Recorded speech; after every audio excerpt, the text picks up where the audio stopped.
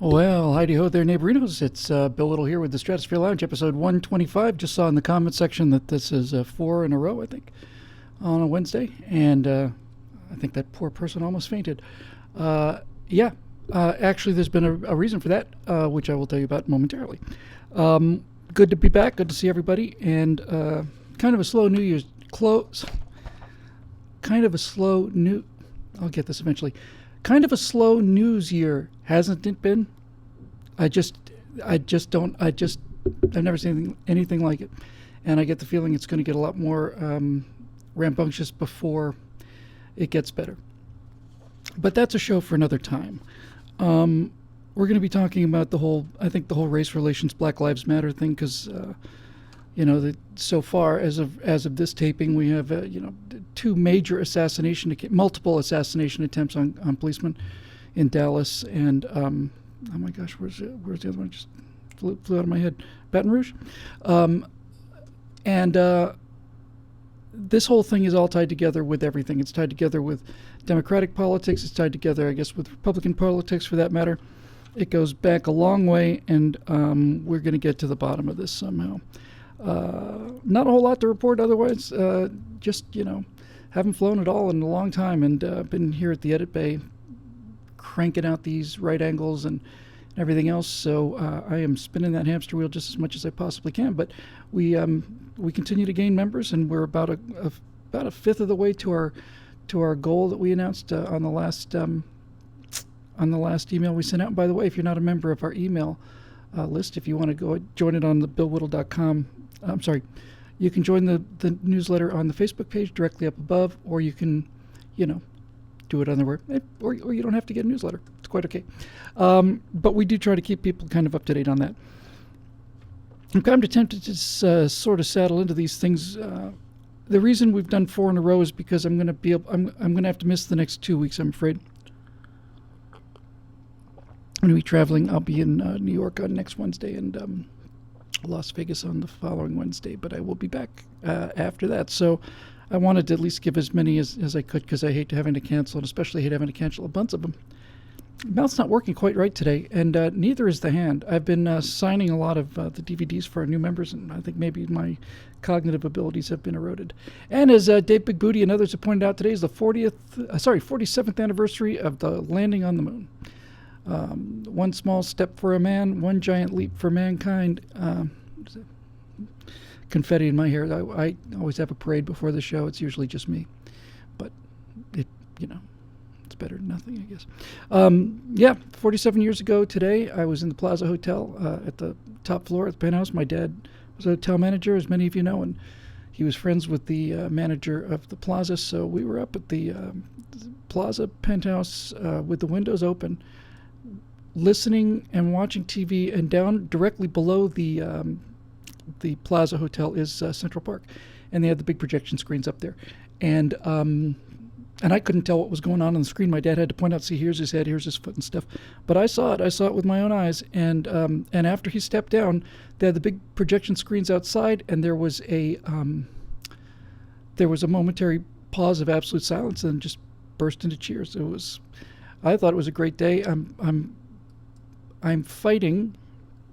constantly fighting the sensation that it was the peak of American history, and conceivably the peak of world history. So that's why we're here, right? I mean, we have to fight back. Again, I know I keep doing a lot of these membership pitches, folks, but after Hillary walked away from those FBI charges, I realized I don't have the luxury of being modest about this stuff anymore. It's a battle of bayonets and battleships. No, those were the last wars. This is a battle of ideas and commentary and a narrative and a story. And we do the best of that there is, I think, over here. So we certainly could use your help. If you want to go to billwhittle.com, become a member, we'd really appreciate it.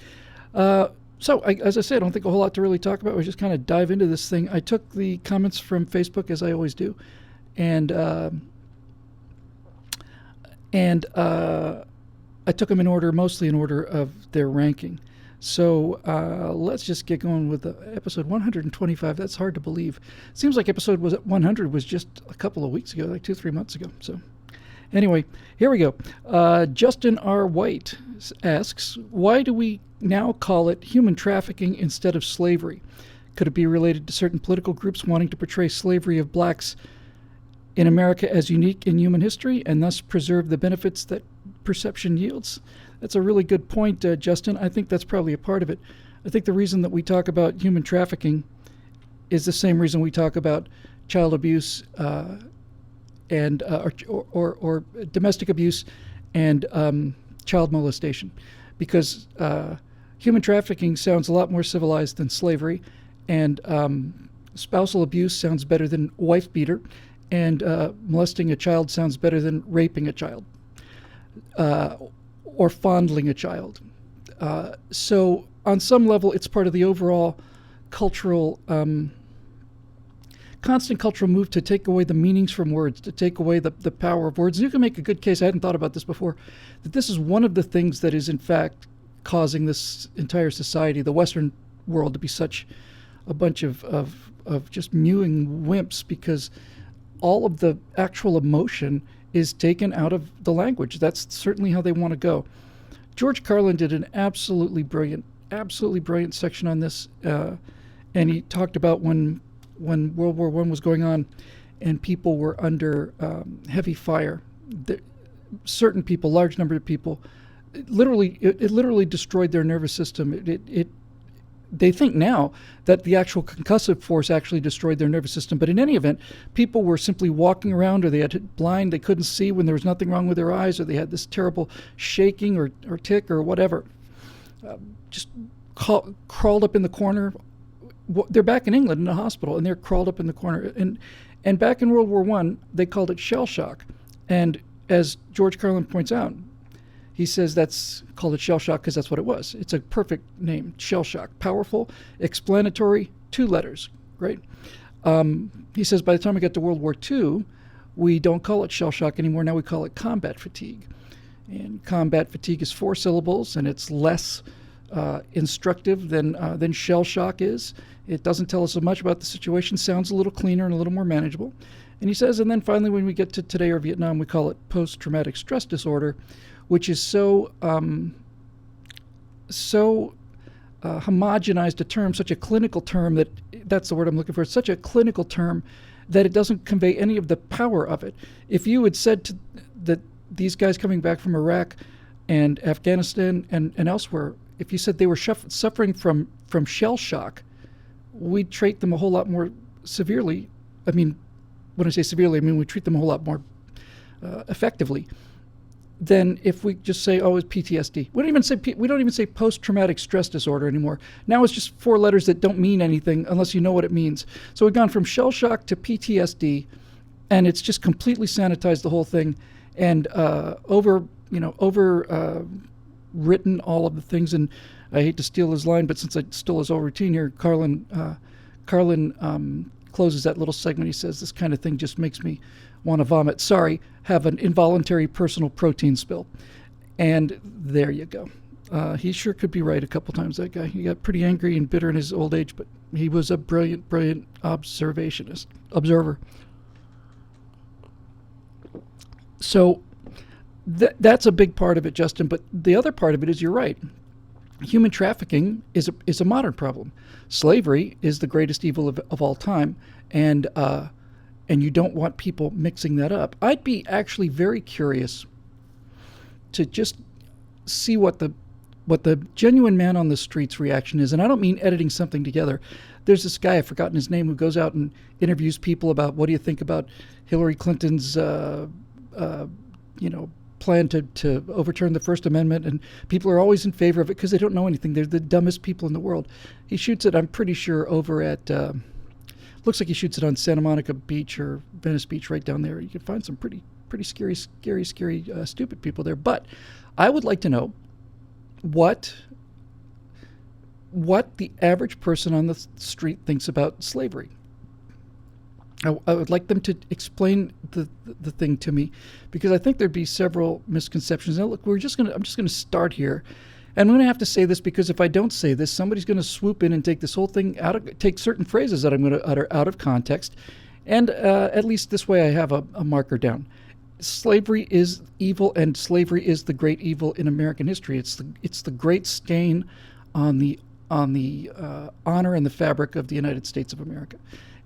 It just was, and so let's just get that said, and let's also understand at the beginning that when we start talking about the slave trade and things like it, we're not excusing the slave trade, and we're not minimizing the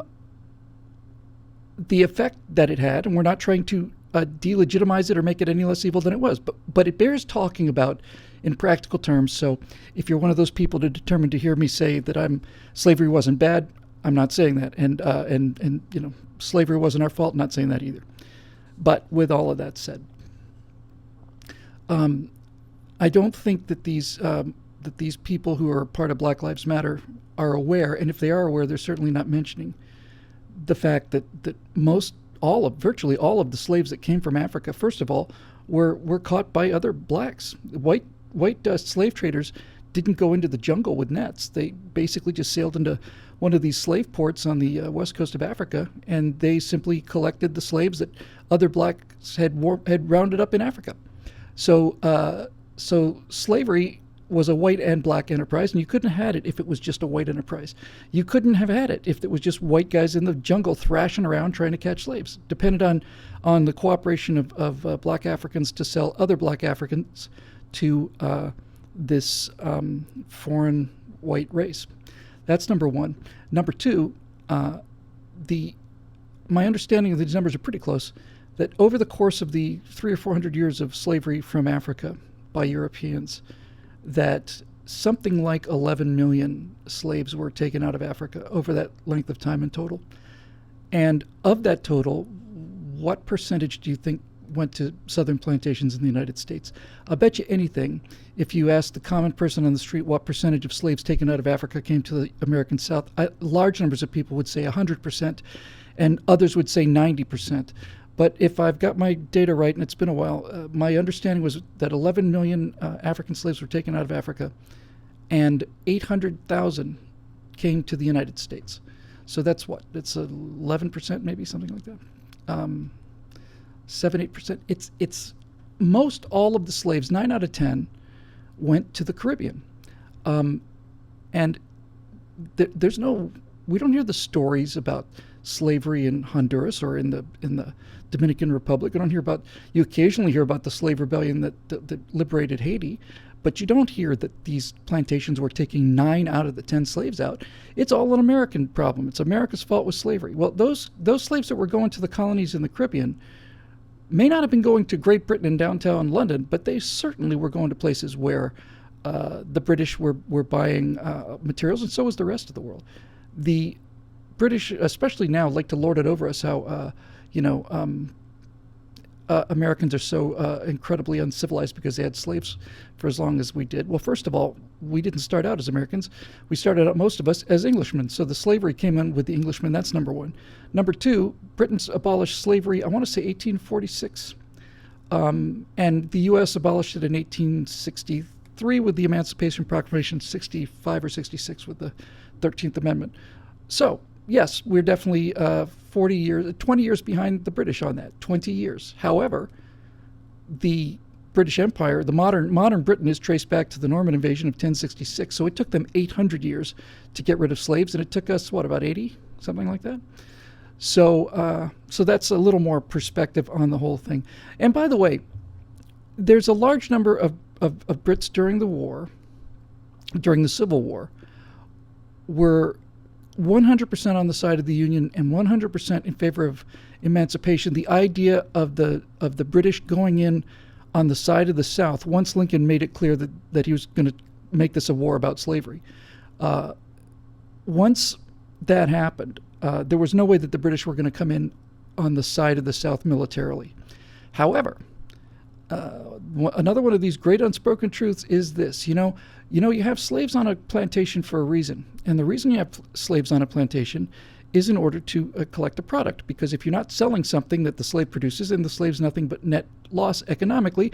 And that's how these people treated other human beings, as economic assets or liabilities. So needless to say, if your slaves are not producing more revenue than feeding and housing the slaves takes, then there's no reason to have slaves.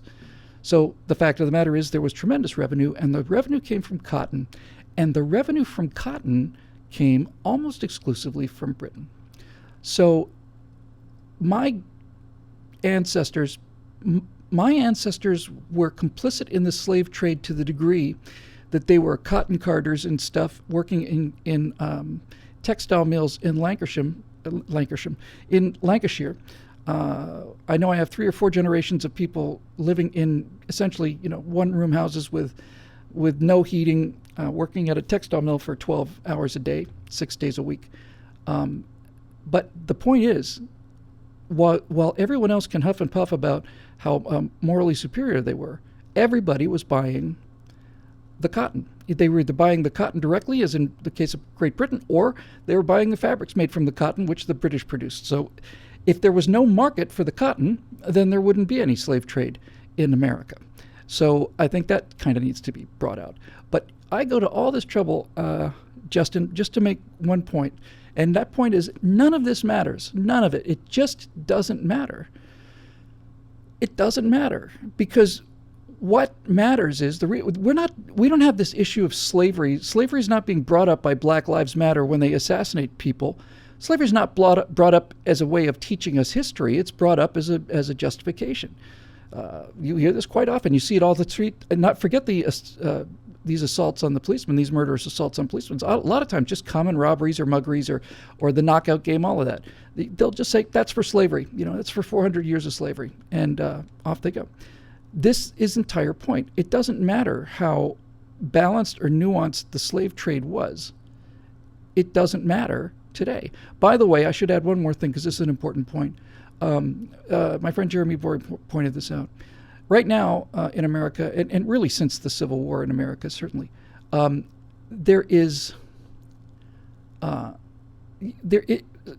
and slavery is essentially binary, right? You're either free or you're imprisoned. You're either free or you're enslaved. However, at the time of up until the Civil War, there were gradations on freedom. There were people who were indebted to the landowners. I've forgotten the word of that. It flew right out of my head. Indentured servants, and there were apprentices who were voluntarily signing up to be with a master to learn the trade for 5 or 6 years, and their lives were certainly not free to come and go as they please. There was very little distinction, frankly, between people who were doing the housework. If you go, for instance, to Downton Abbey, right, and you look at Downton Abbey as an example of the British housekeeping system, that's right up until the 1920s and 30s. You say, well, what on earth would compel these people to be the servants of these folks and go through all the stuff that we saw in Downton Abbey and upstairs, downstairs, and all the rest? Why would anybody do it? What could compel somebody to take a job like that? And the answer is that the world outside was far, far worse than that. The world outside didn't have homeless shelters, they didn't have EBT cards, didn't have any of that stuff. You were either working in a house and had a bed to sleep in and a semi-heated room and 3 meals a day, or you're out on the street or starving out in the countryside. So that's why people took these jobs. But the point is, they are using slavery as a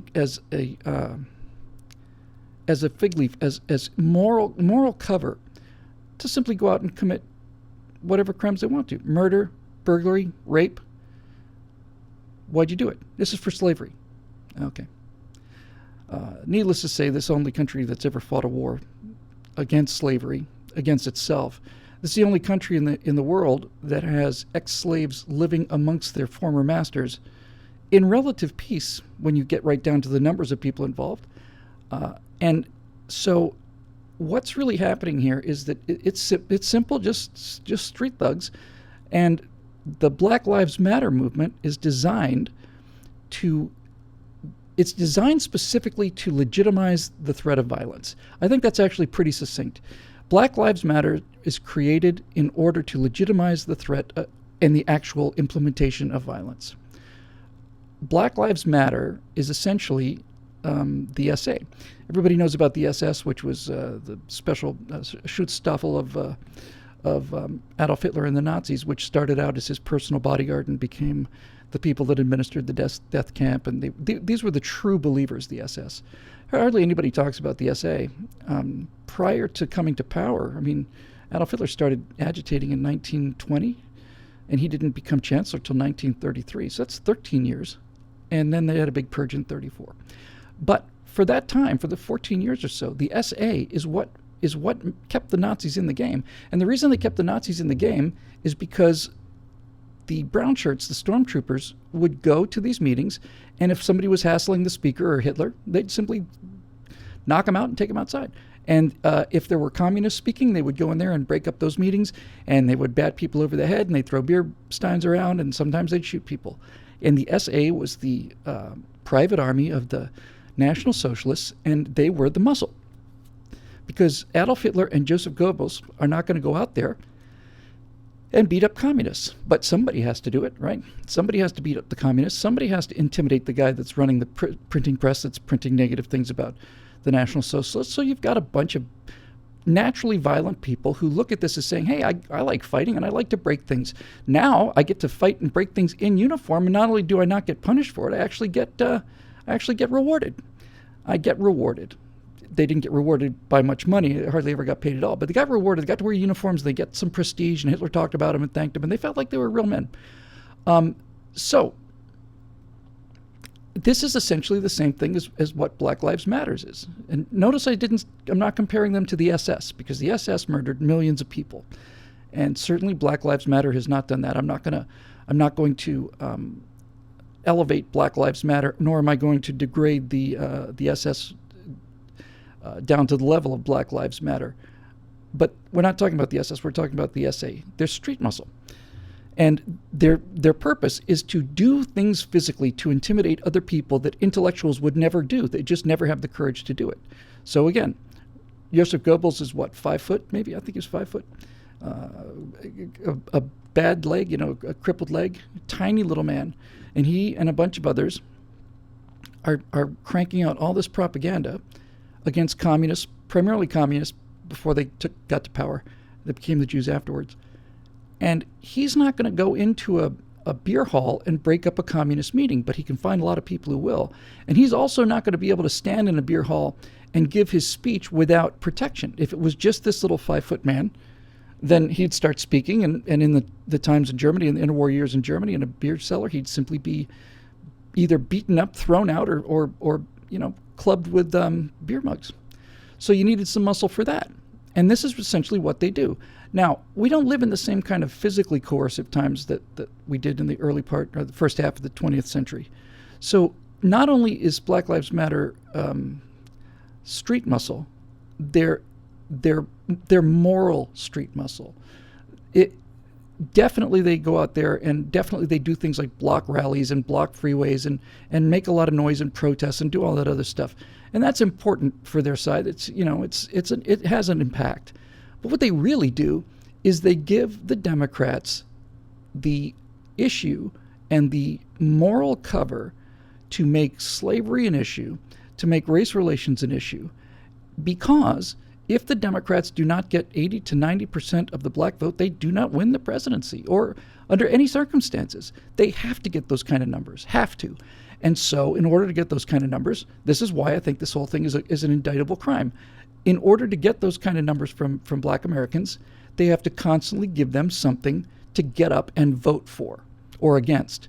So we heard Joe Biden saying, I don't know if it was 2012, I guess, the Republicans, speaking to a black group, Republicans want to put you back in chains. And, people believe this. They believe it. They believe a lot of things that you'd be quite surprised about out there. And so the Democrats, in order to survive as a party, the Democrats must consistently stir up racial divides, because they need black Americans to be feeling persecuted, and they need them to be in a state of fear and anxiety and emergency, because that is what will get them out to vote. And the percentage of votes that goes Democrat, what is it, 92%, something like that? They have to get them out. And experience shows that you cannot get them out unless you got, bloody shirt to wave. So when the problem with Black Lives Matter is it's a group of people whose entire argument is statistically false. Clearly statistically false. If we had a real epidemic of this, we'd be seeing these kind of things every day. And the fact that they make the news means that it's rare. Black on white murders don't make the news every day, and the president's not talking about them every day. And they're not doing specials on CNN on black on white murders and rapes, because it happens every day, many times a day. So the fact that they can isolate one or two cases means that they're an exception. This idea that black people are in danger in America by white people it's like everything else with these people. It's a complete, direct inversion of reality. It's the same as Barack Obama bringing in a budget with the biggest deficit in history of the country and saying this budget represents a path back to fiscal sanity. Huh? No, it doesn't. Well, I say it does. So you've got all of these dynamics working here. They've got all of these dynamics, but they really have crossed the line here when the President of the United States invites the leaders of an organization into the White House, into the Oval Office, and tells them they're doing a great job, and then other people go out and murder in the name of Black Lives Matter, you've got a problem. The Democrats don't have a problem because this is exactly what they want. They want these tensions to continue to rise. As race relations have been set back at least 50 years in this country, maybe more, by the great healer, the light worker. So there is all of this stuff going, but none of this touches on the real issue. I just want to make sure I've got that coming up. Yes, I'll get to that when I get to the question. So anyway, Justin, I know we always kind of use these things as a launching platform, but human trafficking is a term used to separate modern slavery, which is committed almost exclusively by Muslims, from slavery. And slavery is being isolated to the American South as essentially the only issue of slavery. When the United States was founded, slavery was everywhere. The people that Americans didn't just grow up out of the ground, The people that started America with those plantations were Europeans. And if Britain abolished slavery 20 years before we did, great. It took them 800 years. It took us 80. So all of this stuff adds a little perspective. But the point I was making before I went back and hammered some more nails in here is that none of this matters. White people could have been the only people to take slaves out of Africa, and they could have brought every single one of them over here. Both of those are clearly false. And it wouldn't matter because I didn't do it and you didn't suffer for it. Now, they'll say, oh, hold on a minute, there's all kinds of privileges and so on and so forth that backed up in this. Whenever time I hear about white privilege, I go back to that Eddie Murphy sketch on Saturday Night Live where he goes around and tries to get a bank loan and all this other stuff. And then he gets made up as a white person. He's Mr. White. And then he goes back again. And, for example, he goes to the bank and he tries to get a loan as a black person. It's like, I'm terribly sorry, sir. Your credit is just not quite good enough. We see a lot of items here that we're a little concerned about. I'm afraid we're not going to be able to give you the loan. And so the joke is he goes and gets the white makeup on, and then he goes back to the bank, and they start popping corks of champagne, and they're literally throwing bags of money at the guy. And it's funny because it's a little overblown, but this is, I think, the perception of many black people have towards white privilege. I think they actually genuinely believe that we have a system where we keep black people down. And I keep wondering about this. Where's my check? And when are the meetings? Because I've been doing this for a while, and I haven't heard either of these things. I haven't gotten any paychecks to keep black people down, and I haven't heard anything about the meetings about keeping black people down. And no one sent me any emails about how we're going to keep black people down coming up in August of 2016. It's a gut-level emotional thing. And what Barack Obama and the Democrats are doing is the most evil thing that you can do in this country.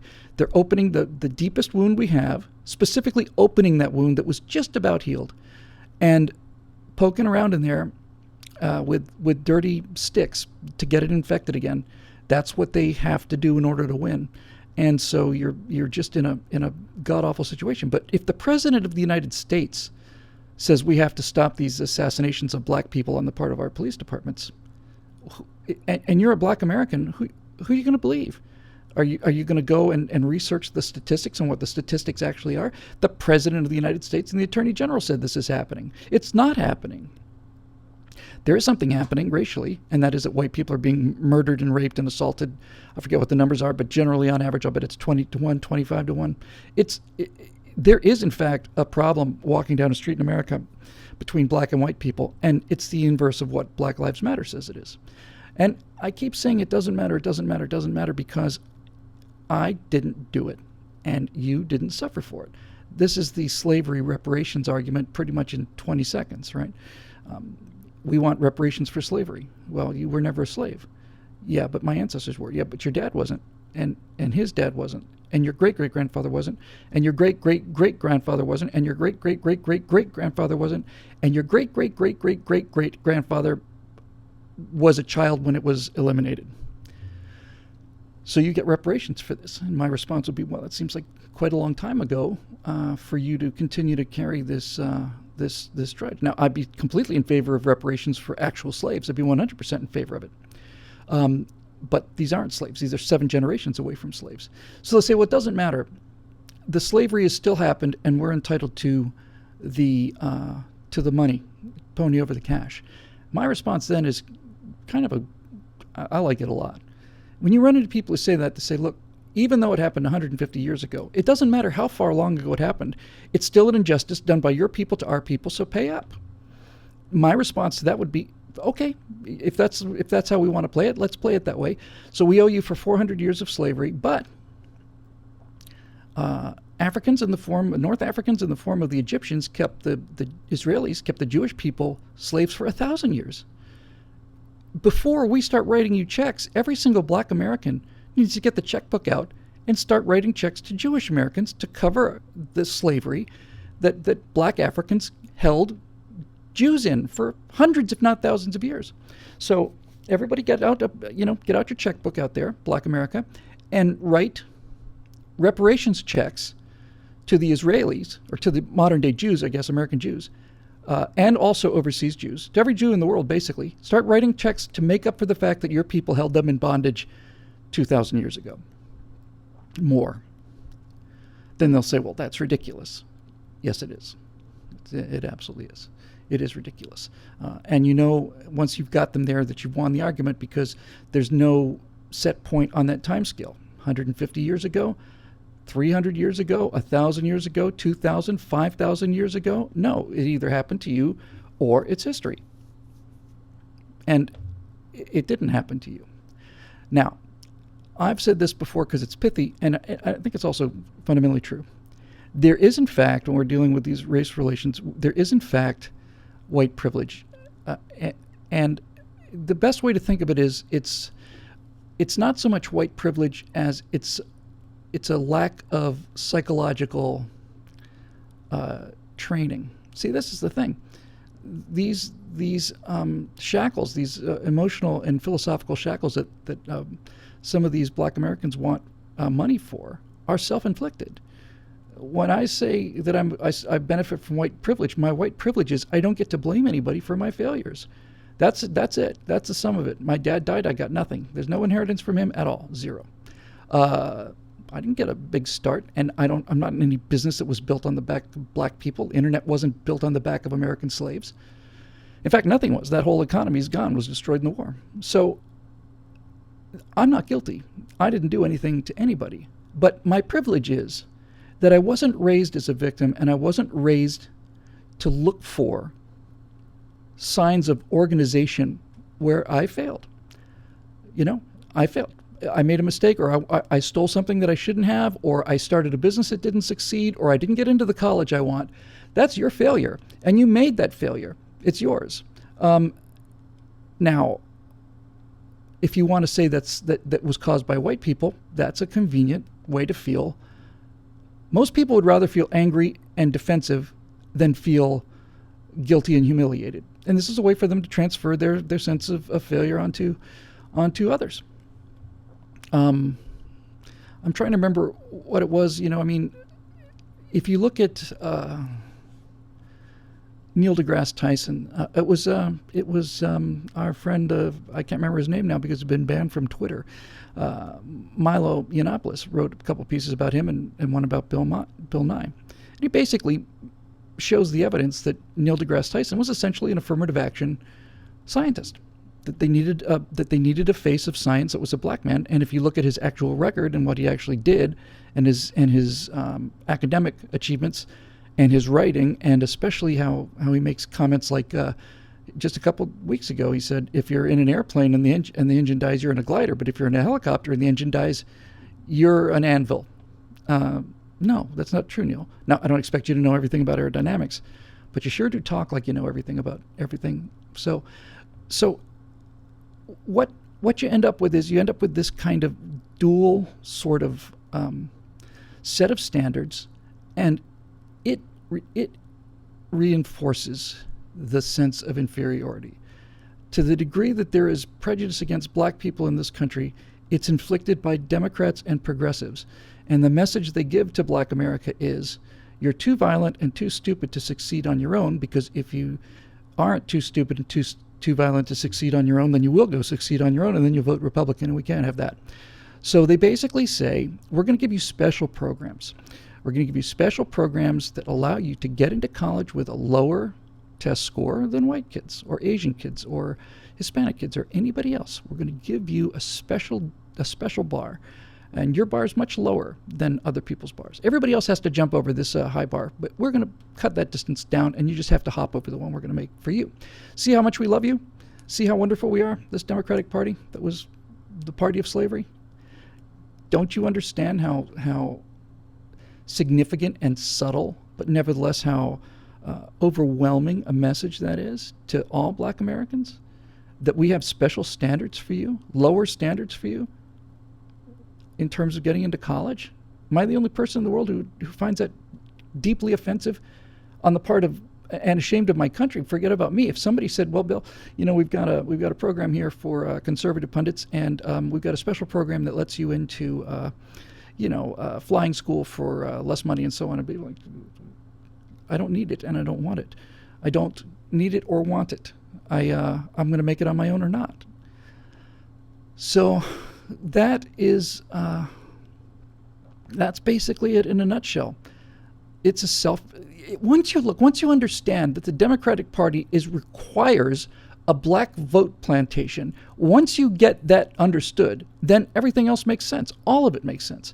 Once you understand that the Democrats, in order to stay in power on a national level, have to get 80 or 90% of the black vote, and so they set up a vote plantation where they give them crappy phones, and they give them crappy transportation, crappy free housing, and crappy free food, and crappy EDP cards, and crappy this and crappy that, and all that the recipients have to do is work 2 hours every 2 years, go down to the polls and vote for more Democrats. You get more benefits, and by the way, the added benefit to you is you can pretty much do anything you want to, and we're going to write you a moral excuse for it. There must be millions of black Americans who are offended by this, and simply just don't say it. They just must be offended by this. What does it say about a guy like Thomas Sowell? I don't know if Thomas Sowell's the smartest guy in the country, but he's the smartest guy I know of in the country. So what does it say if Thomas Sowell graduated from a university that had an affirmative action program?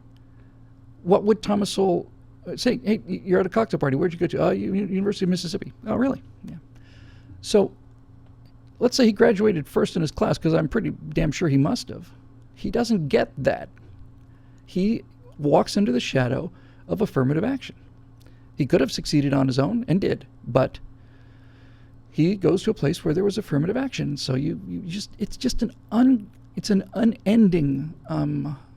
unending series of connected things. But again, once you understand that the Democrats need an angry black population voting for them at the 90% level, then everything makes sense after that. And it's just absolutely pure evil. It's evil. That's not to say there's not prejudice. There wasn't prejudice in the country, and there still is prejudice in the country, and I'm going to get to that in a minute, because that's really the source of everything. So moving on here, Paul Sullivan asks, Milo just got banned from Twitter for making racist remarks about a Ghostbusters star. Conservatives find this appalling, but doesn't the First Amendment only apply to the government, not companies like Facebook and Twitter? Also, when is BillWhittle.com getting a forum? We're working on the forum. We're in the process of doing a complete website redesign and make things a lot easier to move around for people and maneuver. We'll see if we can put that in as a part of that, because I did ask for it. I know a lot of people asking for that. But there's a question. The question is a specific question, and the answer to your question, Paul, is does Twitter have the right to ban Milo Yiannopoulos for comments that he made that may or may not have been racist, and basically ban him because he's an effective conservative? Of course they have that right. Of course they do. You're absolutely right. Censorship applies only to government and government-coerced silencing of opinions.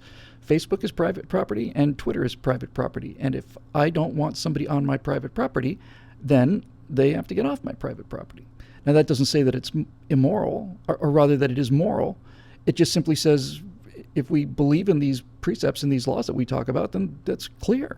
They have the same right to kick Milo off of Twitter in the same way that Milo would have the right to decline service to heterosexuals if he opened a restaurant. He could say it's a gay-only restaurant, and no straights allowed. And people would raise a stink about that, not the same kind of stink that they raised if it was the other way around, but there'd be a little bit of howling about it. And he'd be well within his rights to open a gay-only restaurant. This is how you have to do it, because if the property doesn't belong to him, then it belongs to the government. It's one or the other. And if the government gets to say, no, you will have to serve these kind of people, then the government tells you how to run your life. And I don't believe in that. I think a gay-only restaurant might do business for a while, but over time, I suspect that when you're trying to appeal to, 2 to 3% of the eating public, you're probably limiting yourself in a way that's not good for you business-wise. And that's how it needs to be solved. Now, what he said about this Ghostbusters star was so unbelievably mild. I mean, any given minute on Twitter, there are people calling for Milo's assassination, and the same for Ben Shapiro and a bunch of others. There are people just constantly, every day, just saying, I'm going to kill this guy. Somebody needs to bump this guy off. Somebody needs to kill this guy. So Milo didn't do anything like that. Milo got banned from Twitter because they were looking for an excuse to ban Milo from Twitter, and Milo got banned from Twitter because Milo is effective on Twitter for our team. He's one of the most effective players out there. He is shattering stereotypes, and they can't have that. So he's got to go. I suspect that if it were me, I would start looking for new usernames, like Olam. And I'm not going to try and do Yiannopoulos backwards. I would just go. I would do whatever I would recommend doing whenever there's a powerful centralized force attacking my team. My team, if somebody's coming after us, the way that Twitter's going after Milo and conservatives, I don't think you rally on a point and fight them, because you're putting all your assets together, and clearly they have more assets than we do. I think in a case like that, you just completely disperse. You go to a leaderless, non-hierarchical kind of a resistance culture. So if they ban Milo ought to open up 3 or 4 new Twitter accounts, and he ought to do exactly what he's doing. And I think he should do some kind of parody of who he is. But we'll know who he is. We'll know real quick. And then see if Facebook bans them then. See if they can prove it. And then just keep them, do what they do to us. Wear them down. So Milo, if you're watching this, I don't suspect you are, but if anybody can get the message to him, my advice would be open a ghost account under a new name, MY. Just make a new Twitter account. Announce to people that this is your Twitter account. Twitter will ban you again because they banned you, not the account. And just keep doing it until they get tired of doing it. Just keep doing it. And if it turns out they're effectively banning you, then just set up some false accounts and open up some false. All you have to do is really set up a false email. I don't know if they're going to go to the trouble to track your IP address down, but if it comes to that, then there are people on our team who can help you with that too. Because it is totalitarianism, and it is unfair. But it's also well within their rights. It is private property. They own it. They can have anybody there they want to. Our friend Cindy Lucin says, how is it possible to support law enforcement officers yet still be in favor of reducing the size and scope of government interactions with individuals? Help. I need to explain this conflict to a few people. Well, no one had a problem supporting Andy Taylor, right?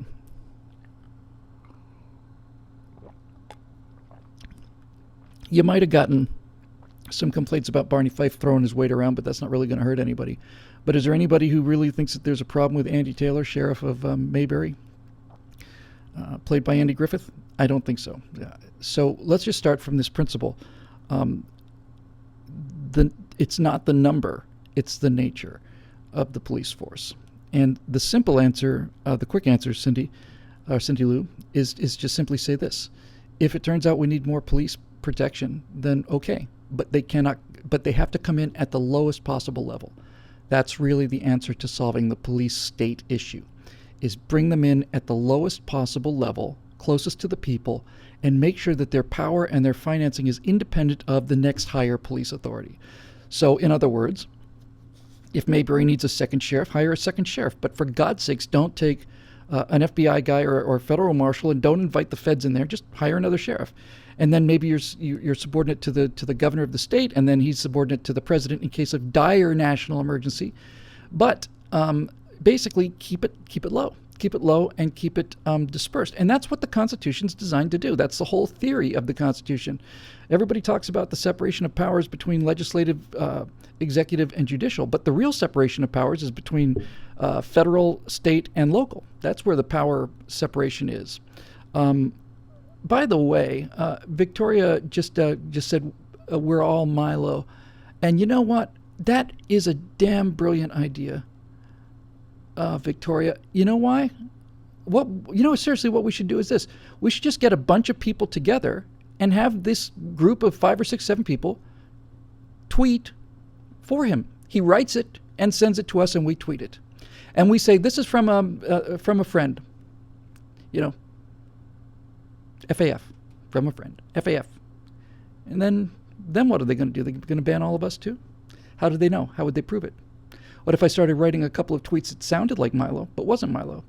You can beat these people, but you gotta be clever about it, and you have to understand what they're doing. Now, this idea that Victoria raised, that we're all Milo, frankly, if Milo were to write a tweet and have it tweeted out by 30 or 40 conservatives, or 200, he wouldn't have the following that he had immediately, but they would be linked together. So I think it's an actually really interesting idea. Anyway, back to the police issue. You can't. You have to look at what is the actual problem with the police state, and the problem with the police state is that they have coercive power over everybody's life. They get to tell people what to do based on a very small number of people or one person at the top of the pyramid. That's why the Gestapo was so terrifying, because they could do anything and get away with anything, and there was no one to stop them. The Gestapo was reported directly to Himmler. Himmler reported directly to Hitler. And if Hitler wanted something done, then or somebody persecuted, then the Gestapo would do it. And if they had to bring people in and torture them, or torture them to death, or kill a few thousand of them, then they would. So what you want to do is you want to break up the coercive lever. You still need the lever of coercion. Every time I say something about libertarians, I'm constantly told that that's not libertarianism, but there needs to be laws, and people need to obey the laws. And some people don't obey the laws, and then you have to have somebody to go and enforce the laws. So I don't think there's any question about needing a police force. This idea that we don't is to me, is a utopianism. Utopian as communism is. People cheat. Some people do. Some people are criminals. Rest of us need to be protected from these predators, losers. So if we need more police, bump them down. And what police we have should be bumped down. I know you can't do neighborhood policing everywhere, but I mean, in terms of the practicality of it, squad cars and all the rest, as opposed to the cop who walked the beat. And this is the example of the kind of policing that we talk about as being effective, where it's a guy who grew up in this neighborhood, he grew up in this corner of Brooklyn, and he decided to become a cop. And now he walks around the block that he grew up on. He knows everybody by name. He knows when somebody's out of place. He knows when somebody's guilty. He knows when somebody's been broken into. He knows all the victims. He knows all the people. They trust him because he's one of theirs. And if a crime occurs, they'll tell him and they'll give him leads. Let's just use that as the model, because that model actually did work on a lot of circumstances. Now, if that's the case, how do you apply that local neighborhood policing to the modern world? Well, I think what you have to do is you have to do what that tremendous police chief said, and that is just go to these Black Lives Matter protesters and say, if you don't like it, put on a uniform. Come on, put on a uniform. In that way, I'm not saying you recruit policemen from Black Lives Matter, but you can recruit them from the people just below them in terms of the grievance ladder. Make them live up to their, make them live up to their rhetoric. A couple people were calling for like little mini states. Some people had said we should have a little black state that's completely independent of white America, and then other people have said we should have neighborhoods of the entire country. You shouldn't have any police at all. If you get enough people together like that, I'm tempted to just say, go ahead and try it. Great, knock yourself out. Here's the border.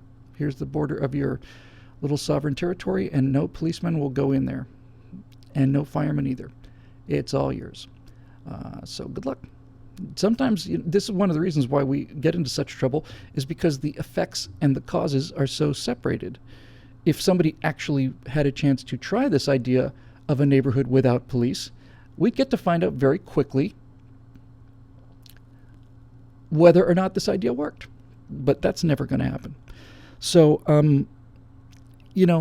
Cindy, you can take to the degree that we already have a police state. The answer is to break it down and disconnect the pieces. You could conceivably make a case that you need the pieces together for intelligence gathering services. If you had a high enough level case and you had actual Fourth Amendment protections and you had judges looking at the evidence and trying to decide whether or not there's probable cause for a wiretap or whatever, those pathways I can see staying open, but none of the authority pathways, none of the funding pathways. So many of these local police departments have these, like armored vehicles, and one of the reasons they have them is because the federal government says, "Do you want one? We've got $200,000 that we have to spend somewhere, so it's either you or we just pitch the money into the ocean." So all of this stuff is connected again, and it's all got to change. But ultimately, it's nice to go to the model. Now, the model's not the ideal because ideals don't exist in the world, but the model is Andy Taylor. He's the model. And the reason he's the model is because he is not a violent or vicious man. He's as good a man as they could possibly get. He knows everybody in the town, and the real reason that the Andy Taylor model works so well is because he knows everybody, and because he's got such a strong sense of right and wrong, and he's so strong as character morally. He usually almost never has to use the weapon. I don't think I've ever seen him draw his gun in that show. So I understand that's a fantasy of small America. I do. I'm not that naive. I know you can't do that with a city with 13 million people. I get all of that. But as a model, as a goal, this should be where we're headed. We should be heading to a world where we are paying people from the neighborhoods that they will patrol. And I don't know how you do anything better than that. I'm sorry, I'm not going to be able to repeat that name only because I can't read it, but somebody said we need an all-conservative state. We're heading that way. This country is starting to, you can start to see some gaps in the seams here. I think if they tried to do, I was talking with Jeremy earlier today, and he said if Hillary tries to pull a comprehensive gun ban like they had in Australia, Texas is out of there. They're done. They're just out. And I think a lot of states would be interesting. We may end up there, and if that's the case, then I'll move because I'm pretty sure that confederation of conservative states is not going to include California. Although, as I've said many times, we'd only need about 15 people with AR-15s to conquer the entire state. We wouldn't even have to shoot. We could just walk down the streets with them, strapped over our shoulder, and they'd panic and start to cry and be done in a week. Okay, Susan Speakman's got one that's a little bit longer, but I think this is a good one too. I've been hearing about black parents who have the talk with their sons about how to live through a traffic stop, which may be something as ridiculous as driving while black. I understand that they fear for their kids' lives, but is that any different from any other parent teaching their children respect for law enforcement and how to behave in the presence of authority?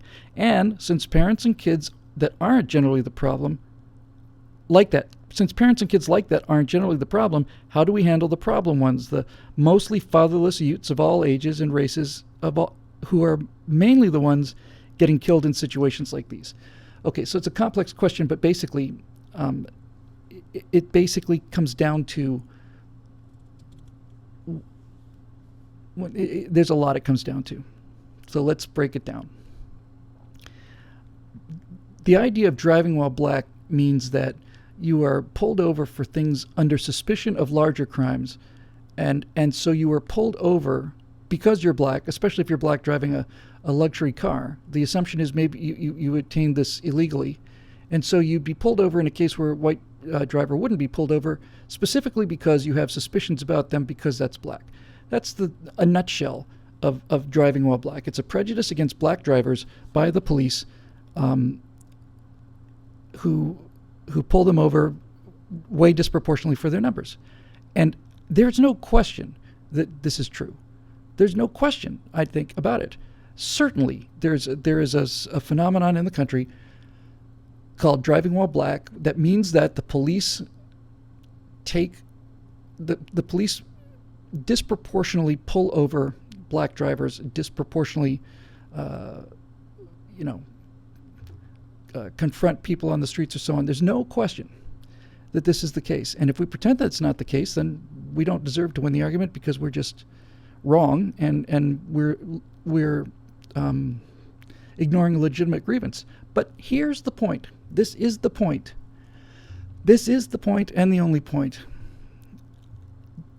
Police officers many, let's say, do have a driving while black attitude where they are overly enforce laws towards black people compared to white people. Why do they do this? Let's just assume that it's there because it is there. Let's just say that black people are pulled over more often than white people by cops. Why? Why does this happen? This is the thing no one talks about because no one's going to get into this because this is the problem. If you talked about this, you'd have an actual conversation about the actual problem. The reason that driving while black happens is because blacks commit so much crime disproportionately to their numbers. That's the reason. And if you're a law enforcement officer and you have to be out there every single day and you see how heavily this is skewed, you would naturally come to that conclusion. And so both sides need to own up to this. I think to the degree that the white police side has to own up to, yes, we do it, but the cause is in fact the misbehavior. Misbehavior is a soft word for it. Disproportionately among blacks, the black crime rate compared to the white crime rate is insane. I think somebody said, males from like 16 to 22, that's 6% black males. That's 6% of the population commits 50% of the murders. So let's say you're a police officer and you see that same kind of thing. What would you assume if you had limited time, limited resources? You would assume that.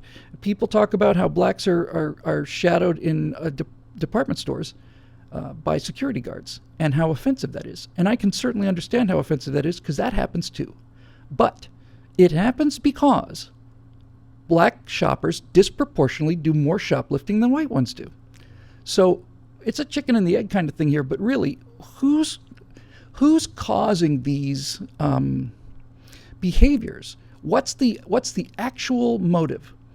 The motive is, on the part of the police or security guards, this is what my experience shows me is the likely case. Now, if I was a black person and I was completely innocent of all this, I worked my tail off. Just me in a different colored skin tone, and I was being pulled over for the things that other black people were doing. Like, you know what? Let's just make it easier. Let's just pretend. Okay, let's just pretend. let's pretend that the situation is reversed. Let's pretend that that I live in a country that is mostly black and mostly behaved, and that most of the crime that's being committed in this country is this imaginary country is being committed by conservative white Christians. White conservative Christians are doing most of the crimes, a disproportionately large number of crimes. And let's say that I'm driving along in my car and I'm not a criminal, I never have been, and I get pulled over for driving while white in this reverse society. Would I be pissed off about that? You bet I would. Would I be bitter and angry? Yeah, I'd be all of those things, but I would at least, because I think about things and because I'm honest with myself and I look at things, then I would say, however, the reason this is going on is because my people are disproportionately violent and criminal and dangerous. And then it would be my responsibility to do something about that.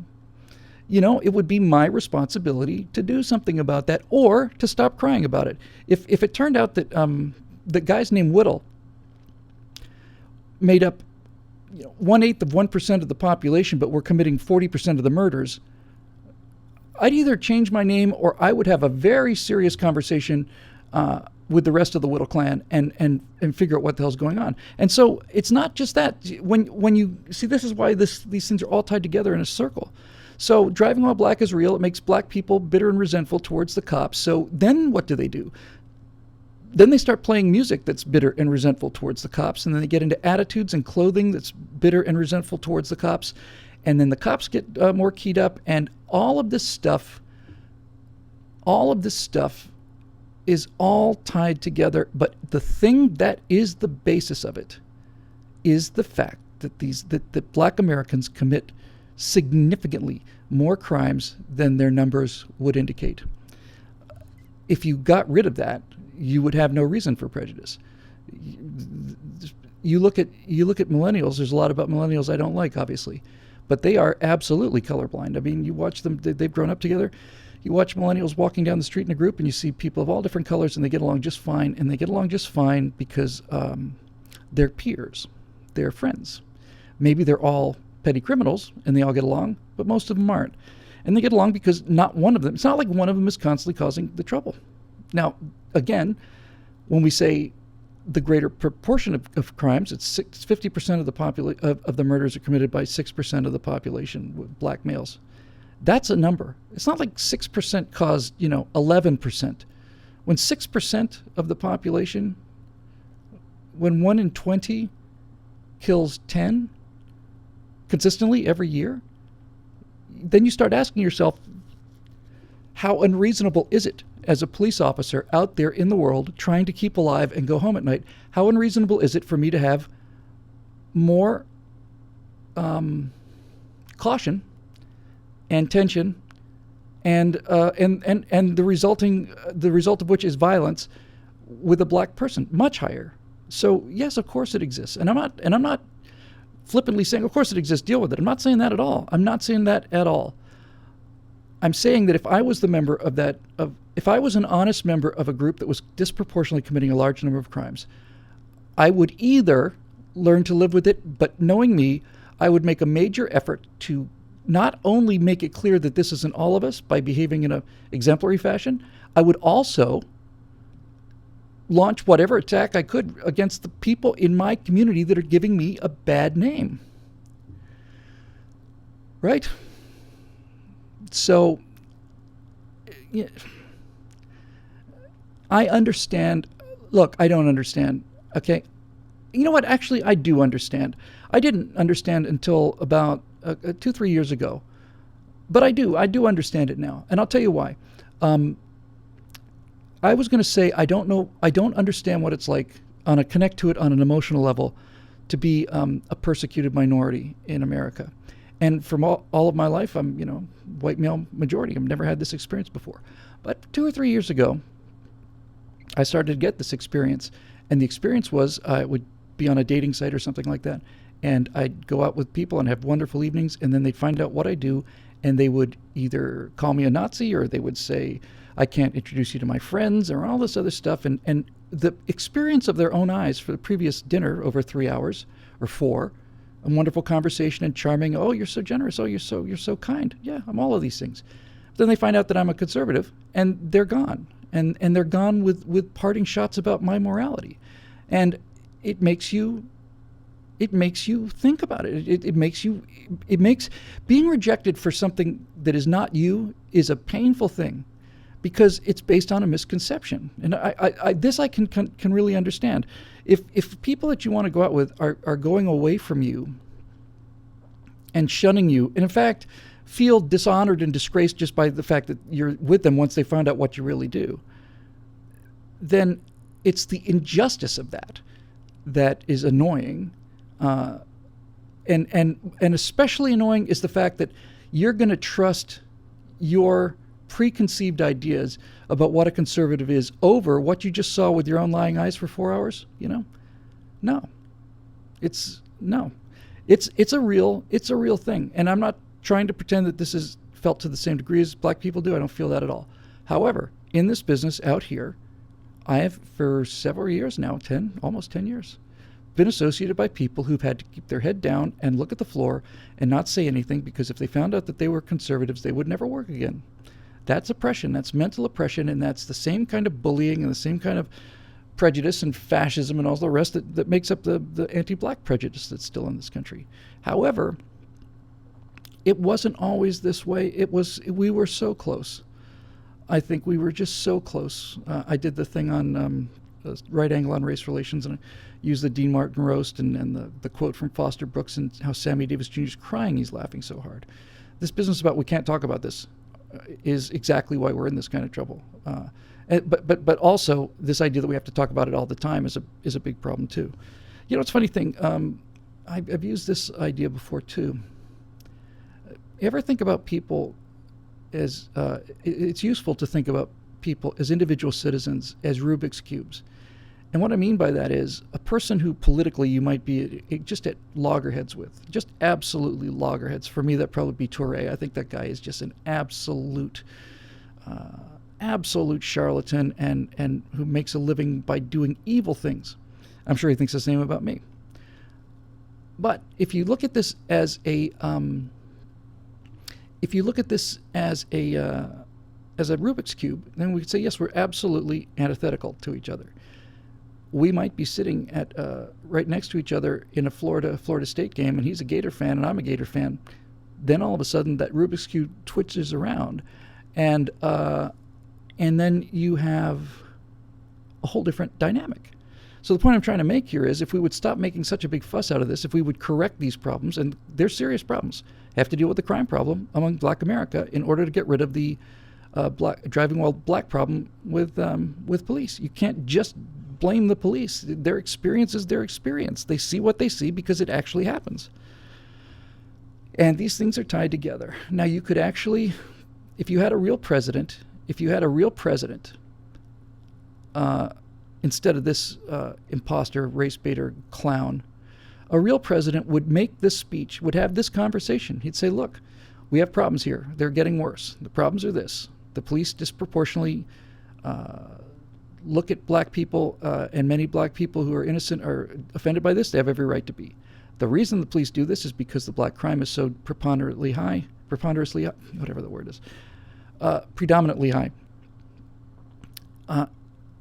and we have to address that too. And if we don't address, they're on a scale, right? They're two problems that are on a scale.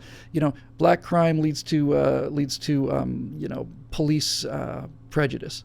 Now, if you take the prejudice down, if there's less prejudice, does that mean there's less crime? Not necessarily. But if you take the crime down, then the prejudice goes down with it. So the main point, I think, on this issue is that no one's having the conversation that we need to be having. There's very few people who say the things that I just said, and I just said them because they're true. And if it wasn't true, I wouldn't have said it. And if somebody shows me a part of it that's not true with evidence, I'll change my mind. And if I did something really bad, I'll apologize. But it's true. And the entire idea of political correctness is that we're not allowed to speak the truth about anything because the truth is destructive to the left. So, by the way, been talking to a lot of people about how this society feels like it's about to come apart, that there's just a pressure on the seams, and that the very fabric of America is really coming apart. And I think that's fundamentally true. And it certainly explains the Donald Trump phenomenon, and it explains Bernie and all the rest. Regardless of what happens in the political world, that is true. And I think what it is not that people, it's not that conservatives, well, I'm just speaking from my side of the fence, it's not that conservatives feel like we're getting screwed all the time, although we are. And it's not like we're angry because, people like Hillary Clinton get to walk all the time, and Bill and Obama and all the rest of them. That's a great injustice, and it makes us angry. But I think the thing that really is about to uncork on the American people is the same thing that is starting to see signs of in Europe. And that's simply this. The one thing that the population cannot take is they cannot take years of being told that something they know to be true is untrue, and something they know to be untrue is true. Why would you believe your own lying eyes when I'm Barack Obama and I'm telling you something? People are tired of being told to believe things that aren't true, and that we're expected to believe things that aren't true. And I think I've used this example before, but basically what it comes down to is, it's like Michael Jackson in an interview saying he's never had any plastic surgery. And he doesn't back down off of that. So what do you do in a case like that? You start wondering whether you've got it right. You start wondering whether I'm right or not. Maybe he hasn't had any plastic surgery. When of course he has had. It's ridiculous. He has 3 children, which he claims are his biological kids. They're all very light-skinned, blonde, and blue-eyed. He's not their biological father, and everybody knows it. So we're tired of this. We're tired of being told that Islam is a religion of peace, that Islam is a especially peaceful religion, and that it's integral to the United States Constitution and all the rest. Now, you can make the case that Islam has a lot to offer, but this business is not. It's just not true. It's not true, and we know it, and everybody knows it. We're tired of being told things that we know are not true. So I think that's what we're really starting to react to here.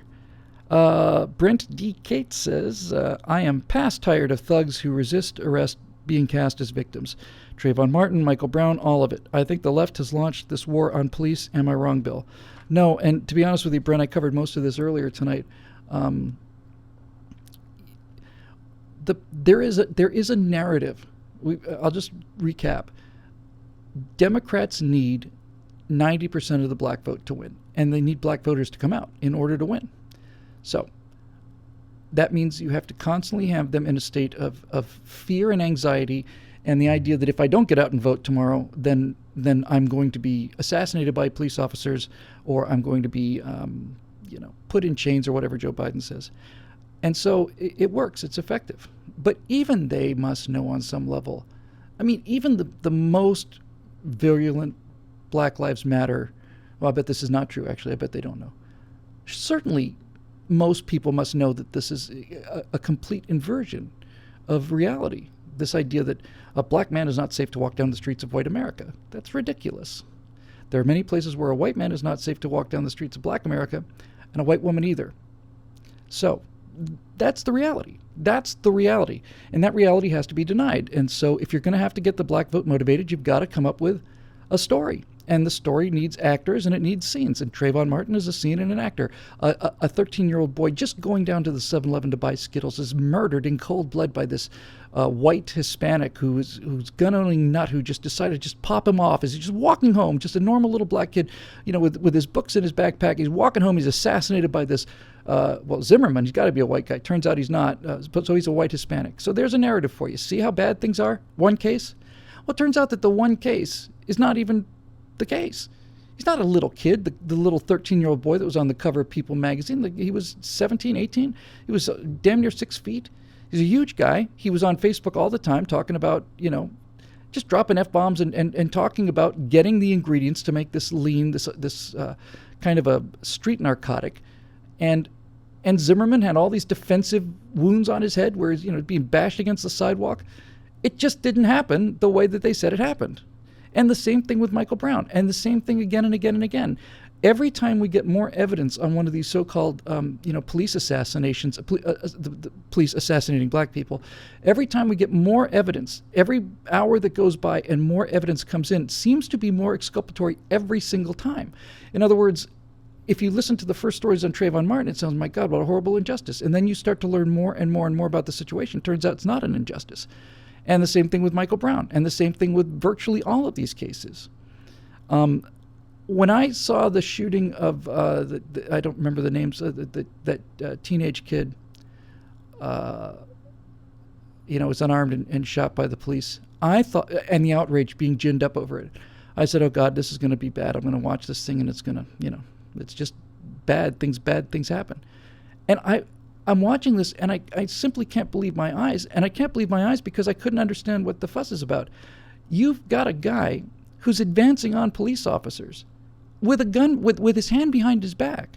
And the police didn't just like walk up to the car, sir, can I see you? You know what? I don't like you. Bang, bang, bang, bang, bang. This guy gets out of the car and advances on police officers with his hand behind his back. And these cops are screaming at him, saying, don't come any closer. Stop right there. I'll shoot you if you get closer. And they back up and they back up and they back up. You just simply, it's so justified. I mean, what would you expect?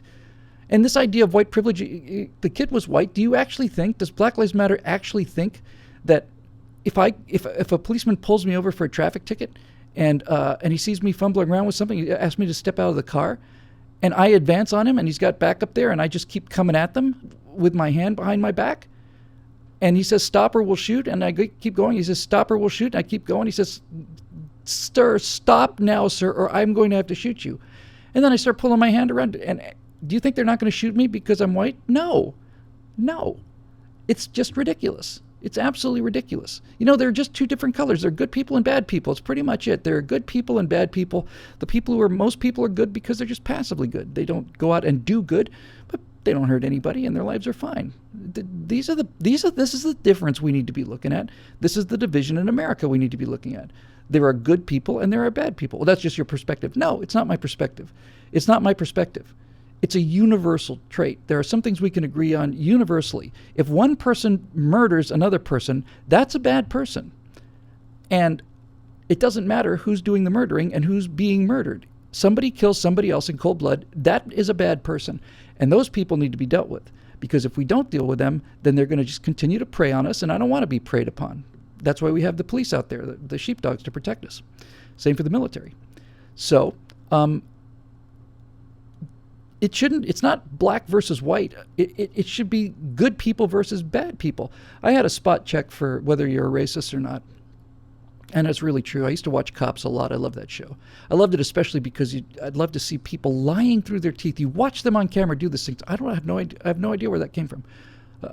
In any event, here's my pocket racism test.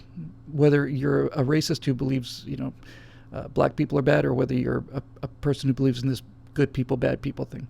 If you're watching Cops and you watch a white cop take down a black offender and you go, yeah. And then on the next episode, you watch a black cop take down a white offender and you go, boo, you're a racist. But if in the second episode you see a black cop take down the white offender and you go, yeah, then you're not. You're on the side of law enforcement. You're a good person against the bad people. And that's how I feel when I watch Cops. I always sympathize with the police over these people that have committed crimes. Always. And if it's a black officer pulling over a white guy for something petty or something serious, or is chasing him down the street for first-degree murder, whatever, I'm on the side of the guy with the uniform because I've seen the crime happen in front of my eyes, or I'm going to see the results of it when I'm done. Otherwise, it's not on the show. So it really is good people versus bad people. And if you watch Cops, whose side are you on? If you're on the side of law enforcement, then you're on the side of good guys. Now, with all of that said, there is no question at all that there are a number of policemen out there who are, in fact, not fit to be policemen under any circumstances. I've seen video recently of this policeman in a park, and I heard, this guy's taunting these people. I said he probably just asked him to move along or something. No, this guy has a real psychological problem. This policeman was basically virtually kicking them and pushing them, basically saying, just daring them. And when they tried to get up and walk away, then he's, you're fleeing the scene of an arrest or something like that. No, this police officer was a bad egg, and he needs to get pulled. And I think that since we give police officers so much authority and responsibility, they need to be held to a higher standard. If we together as a society decide to give, Mr. Jones a gun and a badge to protect him, which means that he can use that gun and kill people under color of law and not pay a price for it. If we're willing to do that, and we have to be willing to do that, then in that case, if Mr. Brown turns out uses that gun and that badge to commit a crime, then the penalty towards him has to be much stiffer. It just has to be stiffer. And that's justice if it's a stiffer thing. And one of the many things of this giant Gordian knot of problems that we have is that the police stick together. And I understand that from the outside. I can understand how if you're getting shot at all day or being beat up all day and somebody's literally trying to kill you and your partner is there and he saved your life on any number of occasions, you've saved his, and you eat with his kids and families. I get all of that, I do. But if you're protecting a bad cop, you are endangering your own life. You're endangering his life, you're endangering the life of his family and your family, and you're endangering the lives of the people that are going to come in contact with him. Because if this is a bad cop and you don't get him out, then you're complicit in the aftermath. There's just lighten this up just a tiny little bit. On my Facebook page is a picture of me playing baseball when I was 10 years old, and I got started on Key Biscayne Little League, and I played a little bit of Little League in Bermuda. And I got to Key Biscayne, and they had enough kids for 6 teams, and in the very advanced period of the time, which would have been about 1971, I want to say, 71, 72.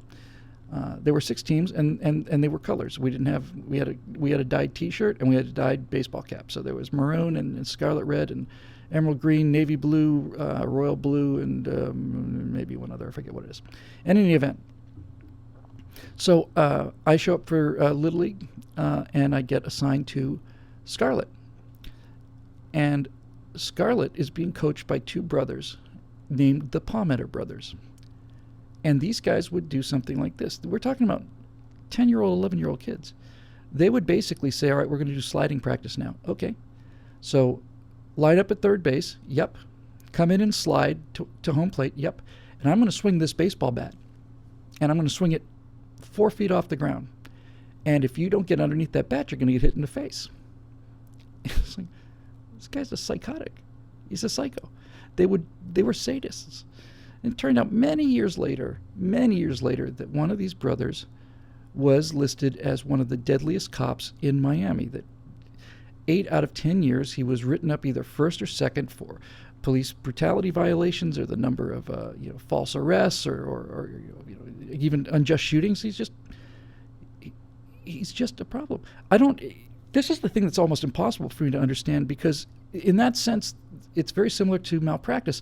My understanding is that something like half or maybe even 2/3 of all medical malpractice suits are brought against the same 2% of doctors, 3% of doctors. These guys are not doctors. They're frauds. And these bad doctors, by being allowed to continue to practice medicine, means all the good doctors have to pay this outrageous fee for legal protection for malpractice suits. It's just nuts. You got to get the bad eggs out of the sack here. And that's, I think, one of the things I admire most about this movement, this modern American conservative movement. If we see somebody who's an actual racist, a real racist, we'll just chuck him out. No.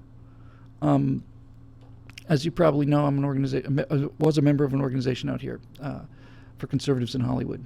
And one of those people, one of the 1,800 or something that we had, turned out was a major Holocaust denial guy. He didn't join under his real name. He had a lot of material and publications out there saying this whole thing was not true, and the organization just dropped him immediately. Dropped him. Goodbye. That's what happens when you're an honest organization, and that's why the president can't get rid of these Black Lives Matter thugs, because he created them and he needs them. Let's see here. Ian A. Little asks, What is so appealing to certain kinds of people about being a victim? I can't stand when people pity me, but it seems that some people have an emotional need for pity and coddling. I understand the motivations of political leaders trying to get people to believe they are victims, and yet I have a hard time understanding why certain individuals derive some kind of emotional satisfaction from being victims rather than striving to derive satisfaction from success, hard work, or the pursuit of constructive goals. And Ian, a beautifully worded question. If you just have a look at the last 15 or 20 words of your question, you will receive the answer to your question. You've answered your question. Why is victimhood appealing to some kind of people? Why don't they just go out and be driven to get satisfaction from success, hard work, or the pursuit of constructive goals? Why? Because they can't. Because they can't or they won't. Because they're either too stupid or too lazy or too something to go out and be successful on their own. And since they're such failures, then they have essentially one avenue left, and that is, can I be the biggest failure of them all? Can I win the prize? This is probably easier to understand if you think about the millennials, because they've been much more heavily influenced by this phenomenon. I've said a couple times that you think about this with these social justice warriors. Here are kids who were raised their entire lives and who've not been allowed to compete at anything. Not who just haven't competed at anything, just not allowed to compete at anything. They can't. None of them are allowed to run faster than the other. No one wins a baseball game. We don't keep score, all of it. Well, humans are competitive. They're just that way. Everybody's competitive. Males are competitive in terms of physical activities and sports, and females are often competitive in that way as well. And females can often be competitive in terms of clothes and looks and status and cliques and all the rest of it. So this is built into the human body in the same way it's built into every other primate and most mammals, right? This kind of hierarchical system where you're trying to figure out where you sit in the tribe, in the big extended family. What's your position? And people always want to raise their positions. So, Ian, if you're not smart and you don't want to work, then you will not achieve the things that other people are achieving. And therefore, what can you do to be special? What can you do, if you think about it? This is the whole reparations thing in a nutshell. What can you do to not only be special, how much of a victim can you actually get paid to be a victim? Because if you want to think about a job that doesn't cost anything in terms of money, in terms of work, being a victim is no work at all. You're sleeping in the middle of the night, you're a victim. You're getting paid while you sleep. As long as your skin's a certain color and you're a victim and you're going to get paid for it, swell. It's I like this question so much because it is so indicative of the kind of person you are and all the rest of us are. When you say, why don't they just simply get up and work hard and get some satisfaction out of an honest day's work? Well, to be perfectly fair to them, no one's ever shown them how to do that. That hasn't happened for 3 generations now. There was a generation that valued hard work, and then they worked really hard and took care of their kids, and their kids kind of became brats, and those kids took things for granted, and their kids became total brats, and the kids of those kids became psychopaths. So, you know, I don't know if I really want to go down. It's not a question of whether I want to go down this. I don't know if I have time or whether it's going to bear any fruit or not. Yeah, let me go. Why not? For people like you and me, and for most conservatives, we look at things like crime and victimhood and dependency and all of that with a revulsion naturally. And we simply say, well, these people should stop doing that. The problem is they're doing it, and if they would not be so lazy and work harder, then they wouldn't be doing this. And this is the same attitude you'll often find when you hear people talking to either alcoholics or drug addicts. And sometimes it's mean-spirited, and sometimes it's meant with the greatest possible love. But basically, let's say you've got a kid who's a drug user, and mom and dad will sit him down and say, Billy, we love you so much. You're so important to us, and we hate to see you destroying your life like this. Why don't you just stop? Why don't you just stop and get your life together, and we'll help you do this. So if we need to put you through, detox or rehab or anything else like that, just why don't you stop? And then if you want to get angry about it, it's like, I'm not helping you until you stop. And then finally, it's like, well, look, you did this to yourself. You basically committed suicide, took your own life, and threw it away. why do people do that? They do it. RK, by the way, for those of you who are thirsty who haven't had a drink yet in a while, sorry about that. Why do you do that? Well, the addiction is more powerful than you are. And it's true. And I know it's true. I've been there. And I've had a lot of friends who've been there. And these people I thought were going to be I thought they were going to be the just like sacks of mud, just the most boring, stupid, criminal, idle kind of, losers. But now the people I hung out with in the little time I did there was, I was in Narcotics Anonymous for about 9 months, which is odd because the person that recommended I went there simply told me you should go to this meeting. I said, okay, what is it? It's Narcotics Anonymous. And I said to her, and I said to everybody else too, this is probably the only problem I don't have. I don't have a drinking and drug problem, and I never have. And it seems kind of unfair to put me in there with that. But she says, no, I don't doubt it. But you have an addictive personality, and this is a good fit for you. It's an emergency room thing. You go. So I went. And I went to the first meeting and sat there with my arms crossed, and I didn't understand what this is about. And I did the same for the second. And on the third meeting, a 45-year-old, I was probably 25 at the time, across the room in this NA meeting, this 45-year-old black man named Ray said, "Hi, I'm Ray. I'm an addict," and he talked about his life and not answering the answering machine and having people knocking on the door, the landlord knocking on the door for rent, and you pretending that you're not there with the curtains drawn all the time. And he just went off on this whole thing, and I said to myself, that's me. That's my life. So I raised my hands after the third meeting, and I basically said, I don't know what's going on here. I can remember this, though, my friends. I can remember while that man was talking about having the exact same life that I had, I remember my feet got so hot that I felt that my shoes were going to melt the linoleum. That burning sensation in the bottom of my feet, I'll never forget that. I don't know what it was caused, but in an event. So I just raised my hand and said, hey, look, I genuinely do not have a drinking and drug problem. And all of them go, sure you don't. None of us do. But I said, but this man over here just relayed my life. So I think obviously there's some reason why I should be here. So I went up and got my white chip. And then I was there for about a year. I went once a day, every day. And a couple of days I go twice. And during the holidays I go 3 times a day. And it was terrific. It got me away from a lot of destructive, self-destructive tendencies, and put me around people who were concentrating on trying to fix themselves and heal themselves. And furthermore, what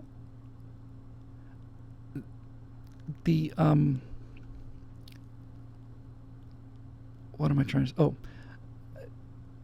to my astonishment, now this was Coral Gables, Florida. I'm ready to grant you that. But these were without question the most interesting, intelligent, and funny people I think I've ever met. And all of them had ruined their lives through drugs. And my life was fairly ruined just through addictive behavior.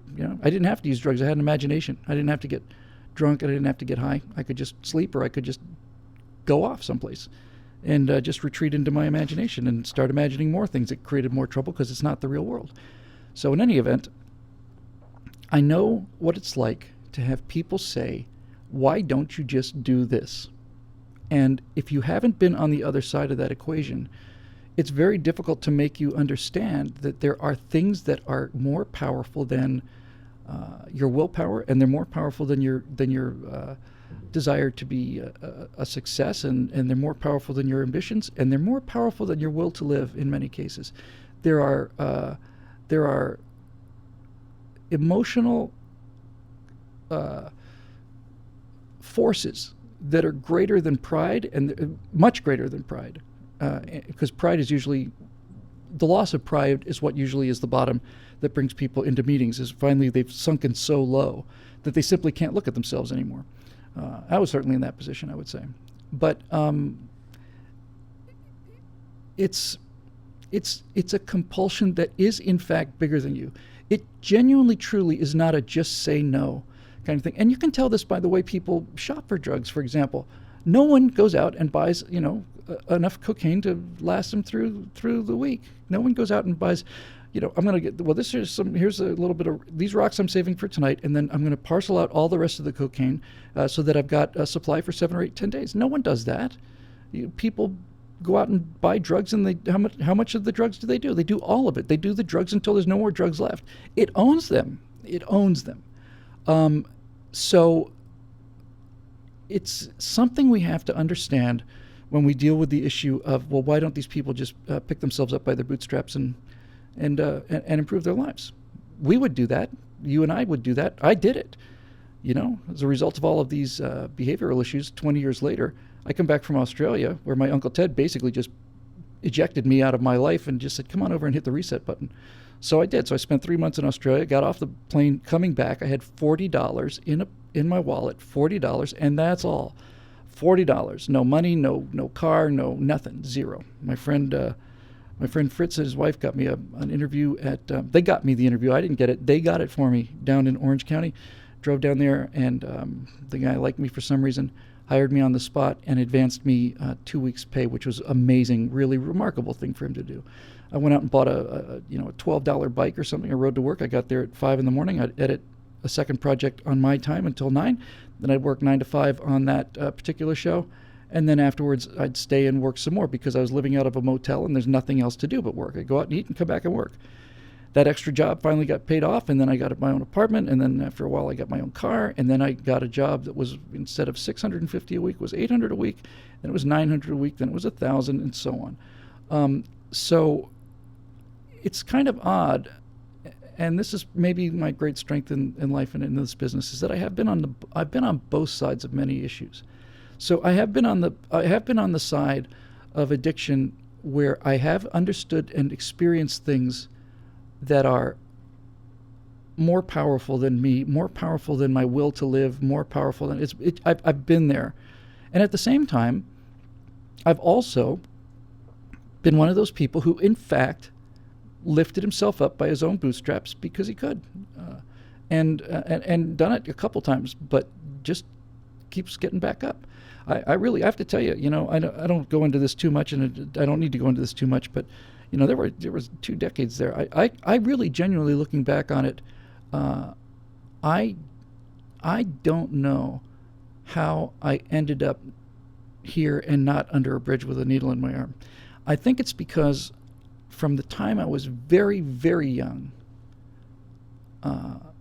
I lived in mortal terror of addiction. Mortal terror of it.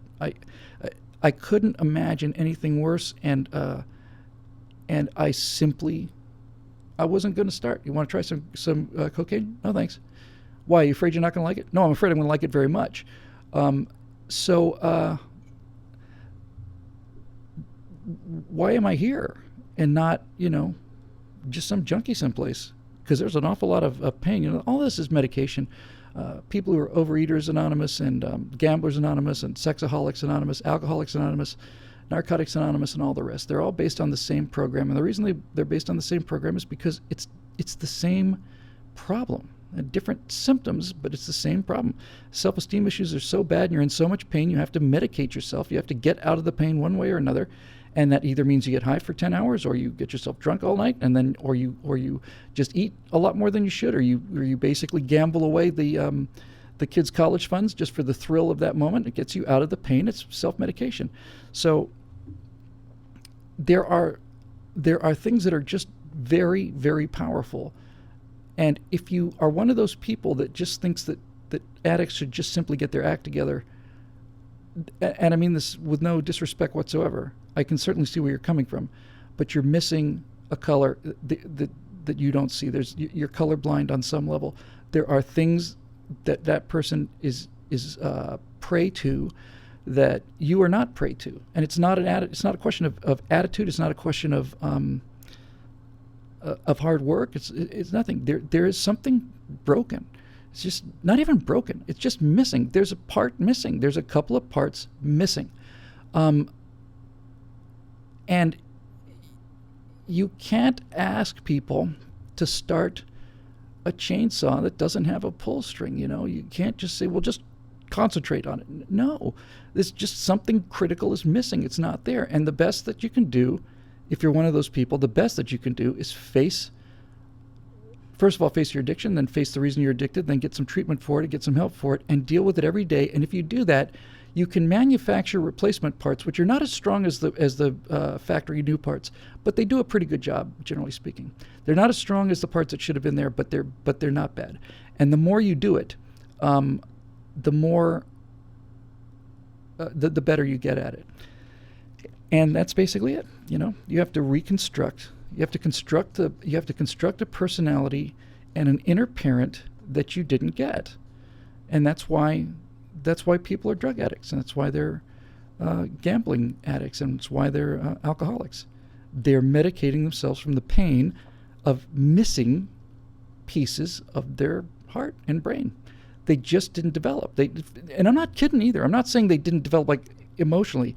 They physically didn't develop. There are things that happen to kids who are either abused or neglected or whatever, and there are physical problems with them, and there are certainly a lot of emotional problems with them, and that is reality. And if we don't take this reality into account, then we're not only not good people, we're also not going to solve the problem. You have to come from a place that understands that some behaviors are bigger than your willpower. And so back to this whole issue about, why do people want to be victims? Some people want to be victims because they want to be victims. Some people want to be victims because they need the attention, and they don't get attention otherwise. They don't get to be an internet celebrity. They don't feel that anybody listens to them. They don't feel like anybody knows they're alive, and in many cases, except for their cats or whatever. And they come home and they think, if I died today, how long would it take until somebody found out? 5 or 6 days maybe for the smell to permeate through the door? That kind of loneliness and isolation is a powerful force. So I think the answer to this victim thing is to look at it to the crime thing. If I had the power, this isn't coercive power, thank God, but if let me put it this way. Let's say that the president said, Bill, your job is to reduce crime as much as possible in this country, and we will give you whatever resources you need in order to do this. There's no question what I would do, and I know this would be to solve the problem. I would do it instantly, and it would be the problem solved. I would take all of these high crime neighborhoods, and I take all of the individuals in these pits of violence and murder and stuff, and I would disperse them into the population. I would just disperse them into the population, because they do these things because they don't know anything better. It's not a question of ignorance. They've just never been shown it. They don't know anything better. This is all they know. I'm sure I told the story about this guy who was a writer in San Francisco, and I think it's just kind of a Jewish white guy, and he decides he's going to go live among the poor people in San Francisco. So he did. He went and lived in the ghetto for like 3 years or something. And this is an intellectual, and he goes and lives with poor people, and he gets along with them because he's straightforward, he's honest, he's not trying to be anything he's not. And then he sees examples of behaviors that mystify him, but that make perfect sense in that world. And the reason they mystify him is because he's been taught better, and these people haven't. And one example I'll never forget was he was saying he lived on like the third floor of this apartment, a narrow little ghetto apartment, with the light fixtures taken off for the scrap metal. And by the way, that's what destroyed these inner cities, is when scrap metal companies just didn't care about where the metal came from. Somebody comes in with a couple of brass light fixtures and they get paid $2 for it. That's now you've got incentive to tear a building apart, but I digress. So he said he lives in this apartment on the third floor, and one of the families up there had found a couch on the side of the road, and it was a pretty good couch. So they brought it home and they took it upstairs, and the old couch they had, the crummy couch, they took outside and left it in the hallway, and they left it in the hallway forever. And you had to step on it to get past it. You couldn't even skid past it. You had to actually walk over it to get to the other side of it. And it stayed in the hallway for months. It may have stayed there until he left. So what's going on here? You know, what's going on here? It's obviously a fire risk among any other things. It's not only inconveniencing your neighbors. Every time you come back to your own apartment now, you have to go through this and step over this bloody couch. Why? What's going on? And what he realized was that they simply didn't know any better because they'd never seen it. Some of this may be a cognitive problem, you know, but it's not all. Most of it isn't. They just didn't know. And I remember when I first did my first speaking engagements up in Utah, and I saw Welfare Square in Salt Lake City that the Mormons were running, and I thought, wow, it's a really nice facility, and they're really doing a lot of good. But they started talking about things, and I realized this is actually the solution. They said, we don't just give people checks. We make them. Well, we don't make them do anything. We don't just hand out checks. We have opportunities for them to come in and do work, and this work is supervised from the ground up, and the more they do, the less we have to supervise them. But they go home at the end of the day with a paycheck. They don't go home with a handout. They get a paycheck. They did 8 hours of work, and here's their pay. I thought that's important. And then he just kept on going. He just wouldn't stop. He said, and each one of these people that come to us for help is essentially assigned a family, and they either live with them or they don't, but they spend time with this family, and the family teaches them how to cook rice and chicken. They've never known how to do this in their lives. No one ever showed them. No one ever showed them how to do this. And they leave their garbage outside on the curb like everybody else does. But now they're not living in an environment where everybody leaves their junk on the curb. Now they're living in an environment where everybody keeps their streets clean except for you. And you see people out there every day cleaning up their mess, and some of them will probably come and clean up your mess. And very quickly you will find that you will start throwing your trash away in an appropriate manner because you have learned how to do it. And the social proof is working towards good now instead of evil. If everybody around you is just kicking garbage cans out the door and leaving them in the hallway, then social proof is that you do that. But if everybody's going to the trouble and the extra effort, because it is harder to be clean than it is to be dirty, and it's harder to be law-abiding than it is to be a criminal. When the social proof is going the other way and everybody is doing this, it's not a question of see how much nicer the neighborhood looks. It's like, I don't want to be the only guy who's doing this. I would take poverty and I would disperse it through the population. Now I understand that would increase the risk somewhat to neighborhoods because you're bringing in people that don't know how to behave like civilized people. But if you disperse it enough, I think you'd be okay. And I'm not talking about any kind of violent offenders either. I'm not talking about anybody who's got a history of that kind of thing. I'm just saying just disperse them and get people surrounded by people that know how to make the fundamental decisions in life. I think that would be what I would do. My God.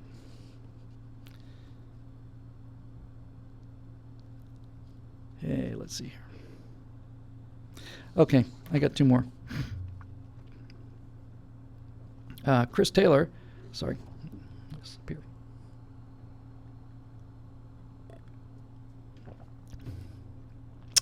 Chris Taylor asks, if you genuinely thought that police were executing white people or conservatives or pilots, that'd be a bad day. Wouldn't you be shooting back too? Though you're probably ambitious enough to be targeting police chiefs or politicians, not beat cops.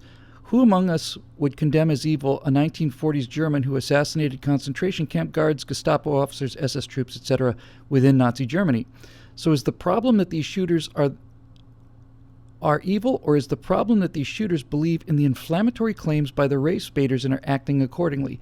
Are they doing what you would consider brave and moral if those claims were really true, that the U.S. was no better than the Nazis, is conducting a slow-motion genocide and assassinations against black people, stole all its wealth from blacks, etc., and so on? That is a profoundly good question, Chris. The short answer is yes, I'd be firing back too. If I thought that I was being targeted for extermination, I would fight back.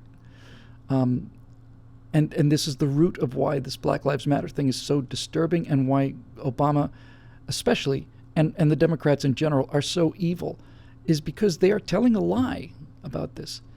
They're telling a lie.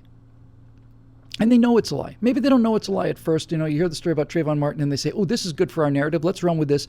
And then over time the details come in and you get a little embarrassed. But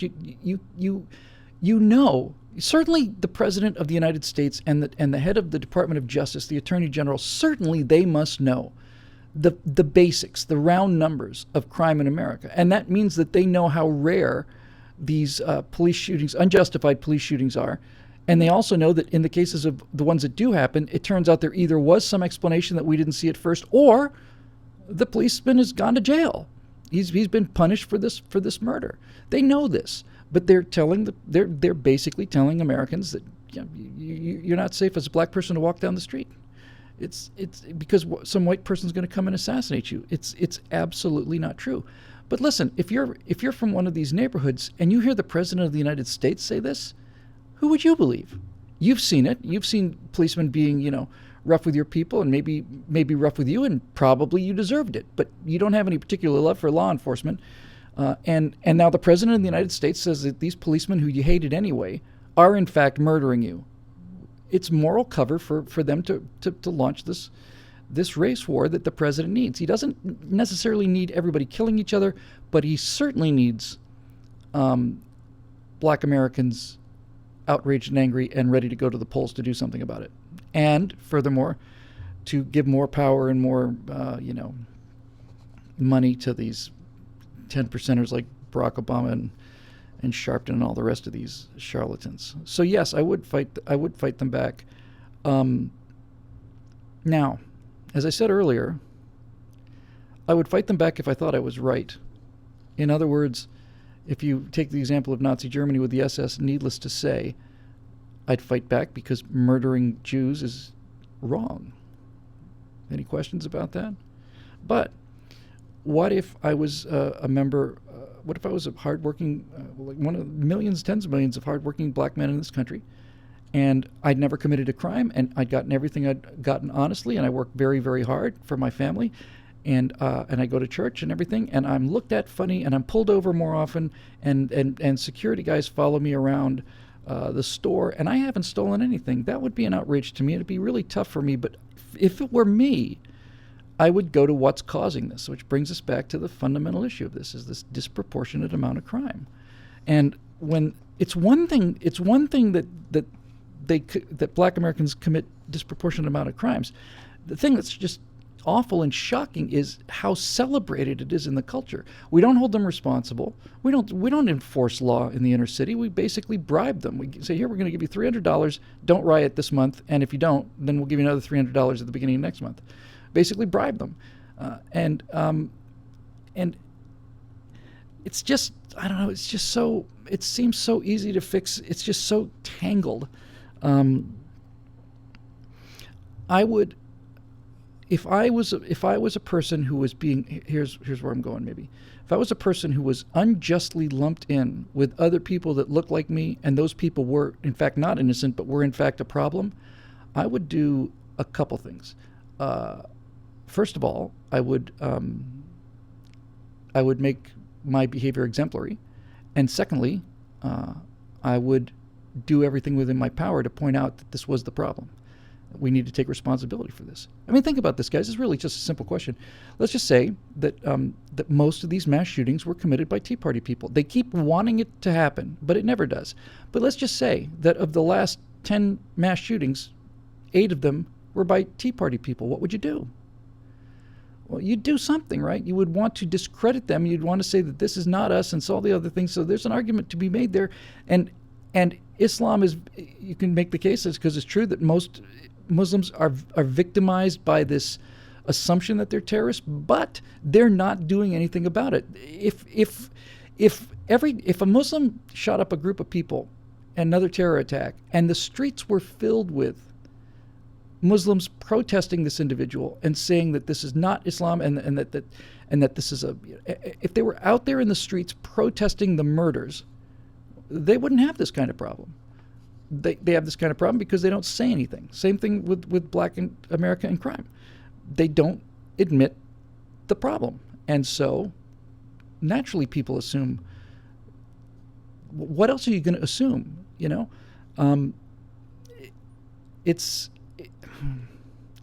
So much of this is what it was. So much of this is just self-inflicted. That's what's so frustrating about it. That's what's frustrating about it.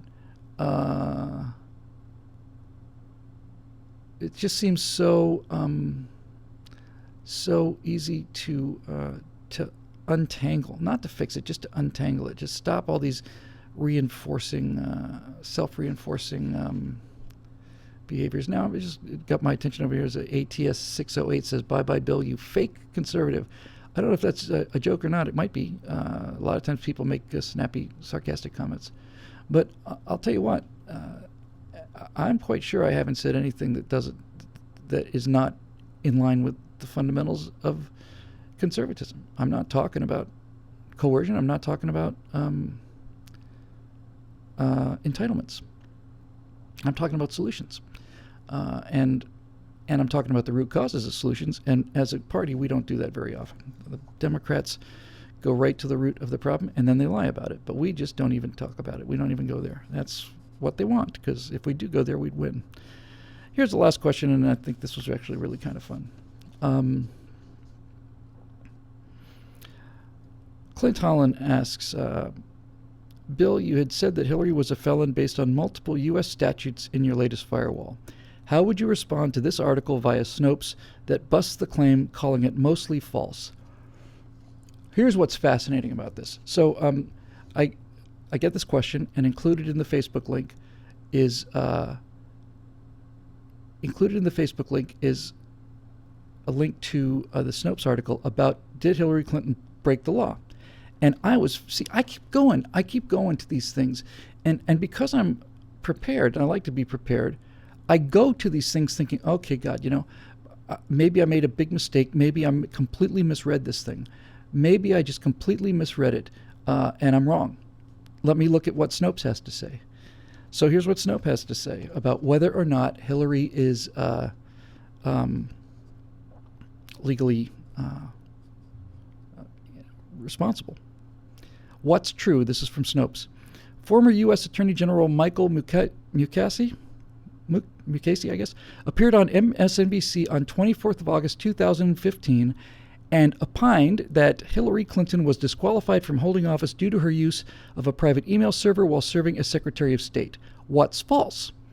Bipartisan legal analysts agreed that Mukasey's assertion wasn't plausible, and he retracted his statement a few days later. In other words, the Snopes reaction to the question of whether or not did she break the law, yes or no, the response is a congressman made the charge, and then the congressman withdrew the charge on the specific subtext of disqualified from holding any office in the United States government. So what they did basically was they said, well, there's a lot of legal experts who say that it's not constitutional from barring you from holding office in the United States government. And they go on for a whole page about this, whether or not it's constitutional to have a regulation that bars you from ever holding office in the United States government when in fact the Constitution doesn't prohibit it, blah, blah, blah, blah, blah, blah, blah, blah, blah.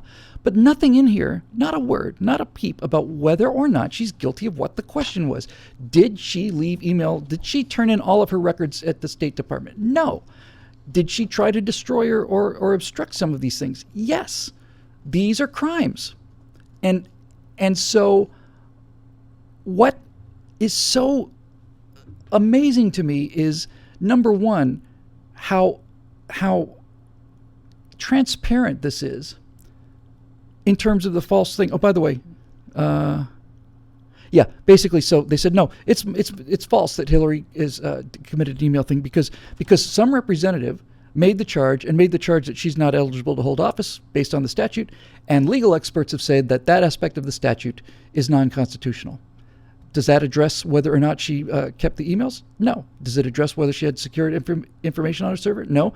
Does it do any of that? No. Snopes is a left-wing, George Soros-funded propaganda machine. And so, once again, this is the kind of prestidigitation, this is the kind of misdirection that gets so many people off the trail. Now, this is the part, I actually had this conversation earlier today without knowing this question was coming. This is the part of it that I can't really crack. I can't understand. I kind of can, but it's still the biggest part of the mystery to me. There are the statutes. I presented them in that firewall, and that is, in fact, the actual U.S. code. It's actual honest-to-God law, and it states very clearly what the conditions are in order to violate that statute. And there's no question that Hillary Clinton violated all three of them. No question. So why are we not cutting to the chase? Why do we allow ourselves to be led with this kind of distraction that they used at Snopes and the rest of it? Why are we talking about, well, was it top secret or above top secret? Was the classification marking on it before she got the email, or was it classified marking afterwards, or was it classified after she got the email? It doesn't matter. Did she turn it in? No. Guilty. Did she try to erase these things? Yes. Guilty again. Has she behaved with gross negligence regarding state secrets? Well, extreme carelessness precisely equals gross negligence. That's 3. And nobody talks about this. Nobody talks about it. And this is the thing that's so hard for me to fathom, because I had thought that if you started looking at these things, there'd be this incredibly complicated knot that no one could understand unless you were a Supreme Court justice and you did, 15 years at Harvard Law and all the rest of it. Now, I'm going to come back to the Commerce Clause because it's a perfect example. The Commerce Clause is being used by the Senate, by Congress, in order to pass Obamacare. Well, where's your constitutional authority to do this? To change 1/6 of the economy of the country and make Americans buy things that they don't want to buy? Where's your constitutional authority for that? Those of them that deigned to answer the question in the first place said, well, it's authorized in the Commerce Clause. How does that work? Well, Congress has the authority to regulate trade between the states. Ta-da! And it is true that fragment is in the Commerce Clause, but fragments of anything are not the complete thing. The Commerce Clause says, I think I've got this verbatim, Congress shall have the power to regulate commerce between the states, foreign powers, and the Indian tribes. I know I've covered this ground before. It needs to be covered again, because this is their justification for all the things that they're doing. The justification for Obamacare is that sentence, Congress shall have the power to regulate commerce between states. And so they're going to say, well, it's interstate commerce in terms of like this is going to be a national program, so it's going to affect all the states, so it's interstate, so definitely we have the power to get involved with it and implement it. But that's not what the sentence says. The sentence says, Congress shall have the power to regulate commerce between states, foreign powers, and Indian tribes. When they say states, they mean state. They mean the state of Alabama, not the people of Alabama. And you have this kind of mock kind of trial runs through my head where I start thinking, how would I argue this in terms of the Supreme Court? They've already ruled against what the sentence says. So what do I do? If I go to the Supreme Court, let's say, and I say, sir, this is very clear. This has nothing to do with, Congress has no power to regulate commerce among the people.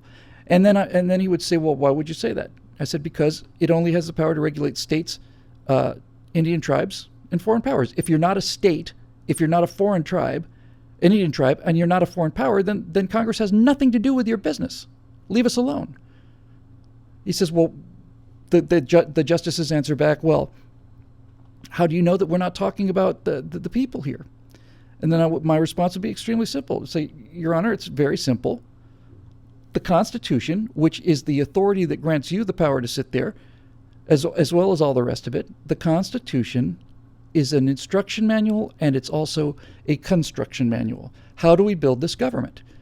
Okay, so far so good. What we find when we read the Constitution is that the Constitution is absolutely clear and absolutely consistent about the names of the 3 parties involved in this contract that we're about to make.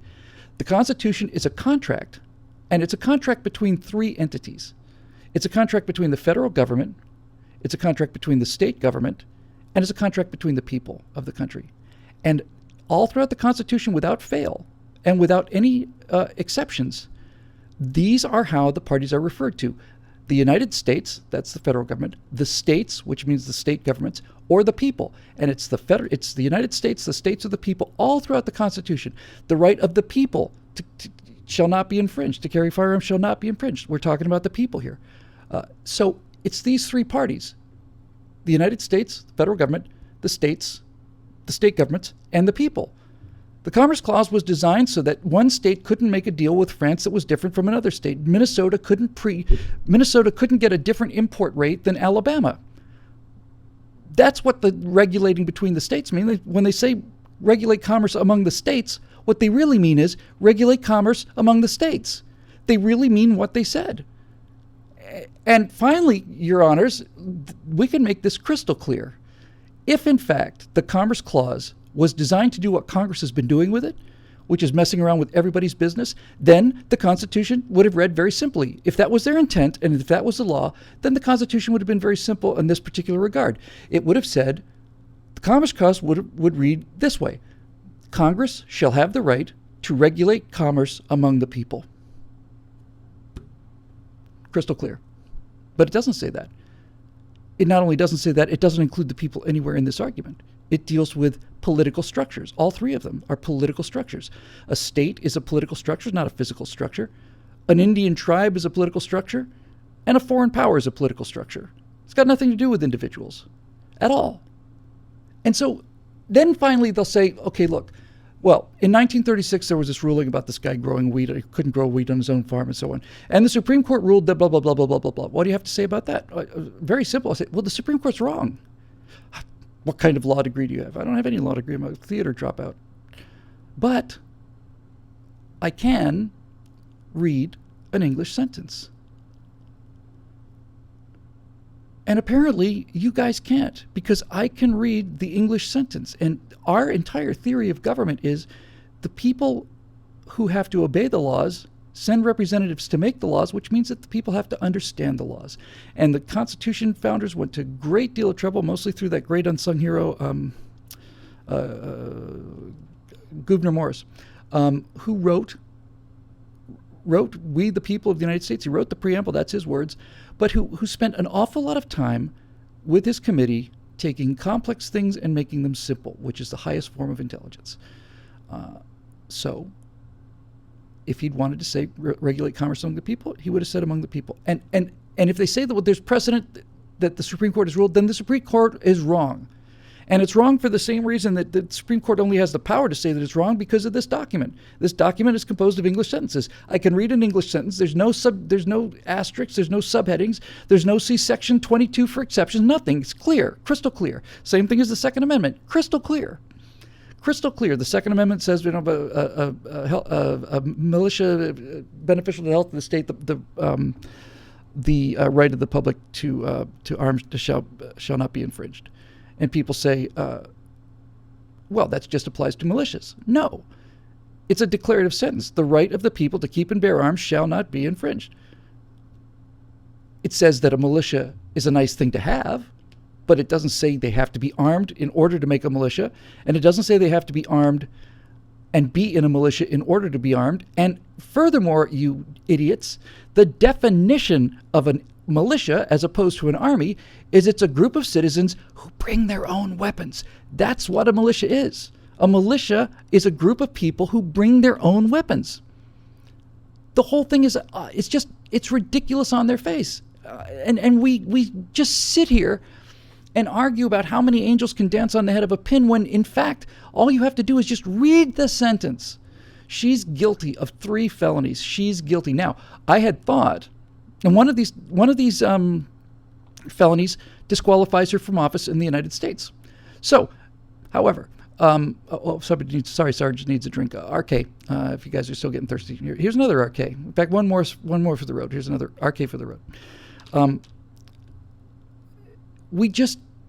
What is the psychological dynamics of this?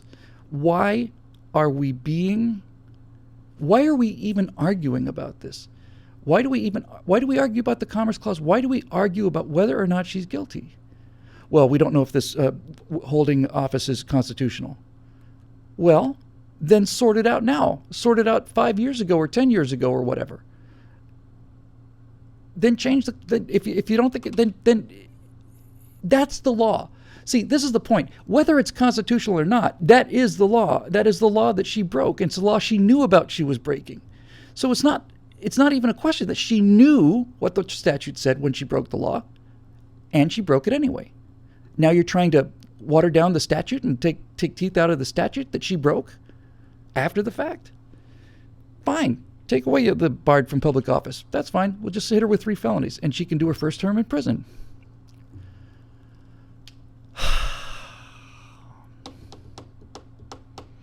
You know, there are times when I think about this, and I think about how off the rails reason is, and the simple things, how I keep going into these things expecting to find this incredibly complex, arcane kind of thing. That was my expectation when I went to the Snopes thing about Hillary. Oh my God, there's some giant thing that I missed. And it's like, no. If you're trained to think, you realize, what did the Snopes article do? All the Snopes article said was a congressman brought the charge, and then the congressman retracted the charge, so she's not guilty. That has nothing to do with it at all. But that's what the entire argument was about. Oh, and by the way, Volok has argued this, whether or not this business of being barred from the government, whether that's constitutional. Here, let's write 3 pages of that as if it's relevant. It doesn't matter. Did she keep records that she's not allowed to keep? Yes. Did she try to destroy those records? Yes. 2 felonies. Did she behave with gross negligence? Well, she behaved with extreme carelessness, which is the legal dictionary definition of gross negligence. So there's 3. I think I'm going to do a recut of this. I've been thinking about this a lot. I'm probably going to recut that afterburner. That firewall. Is Hillary guilty? And I'm going to cut 2/3 of it out. I'm just going to say 3 felonies in 93 seconds, and I'm not going to reshoot it. I'm just going to. Case number 1, case number 2, statute number 3. Any questions? Done. Out. And all of the rest of it and all the commentary, I'm just going to cut that out. And I'm starting to think more along these lines in terms of product. And thinking about the product and the way the product that we produce here is changing and how the market is changing is a great discussion. If we can remember to think of it to be a good thing to do next time, because it is really a remarkable world out there. Okay. There's your pound of flesh, you bastards. 2 hours and 11 minutes of my precious time.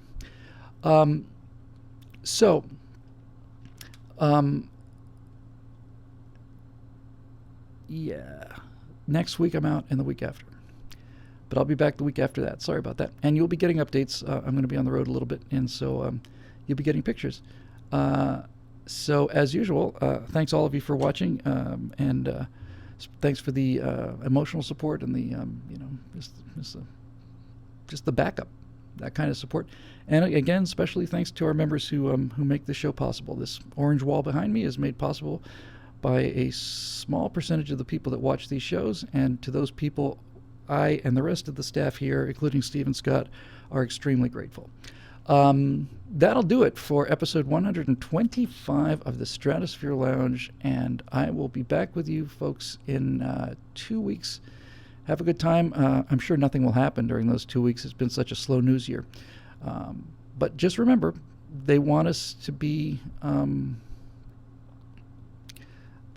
afraid. Brent says we're being gaslighted. We are. There's this firewall called gaslighting. I think it's the first one I ever did under the new look. So you can look that up if you'd like. But while I'm gone, kids, hang in there, and don't give up. Just don't give up. Don't give up. Don't ever give up. I think that's good advice from Winston Churchill, and that's certainly what gets me through the day and the life and all the rest. Anyway, we're done for the night, so I will see you guys in 2 weeks. Have a good evening. Take care of yourself, and again, thanks for all the support.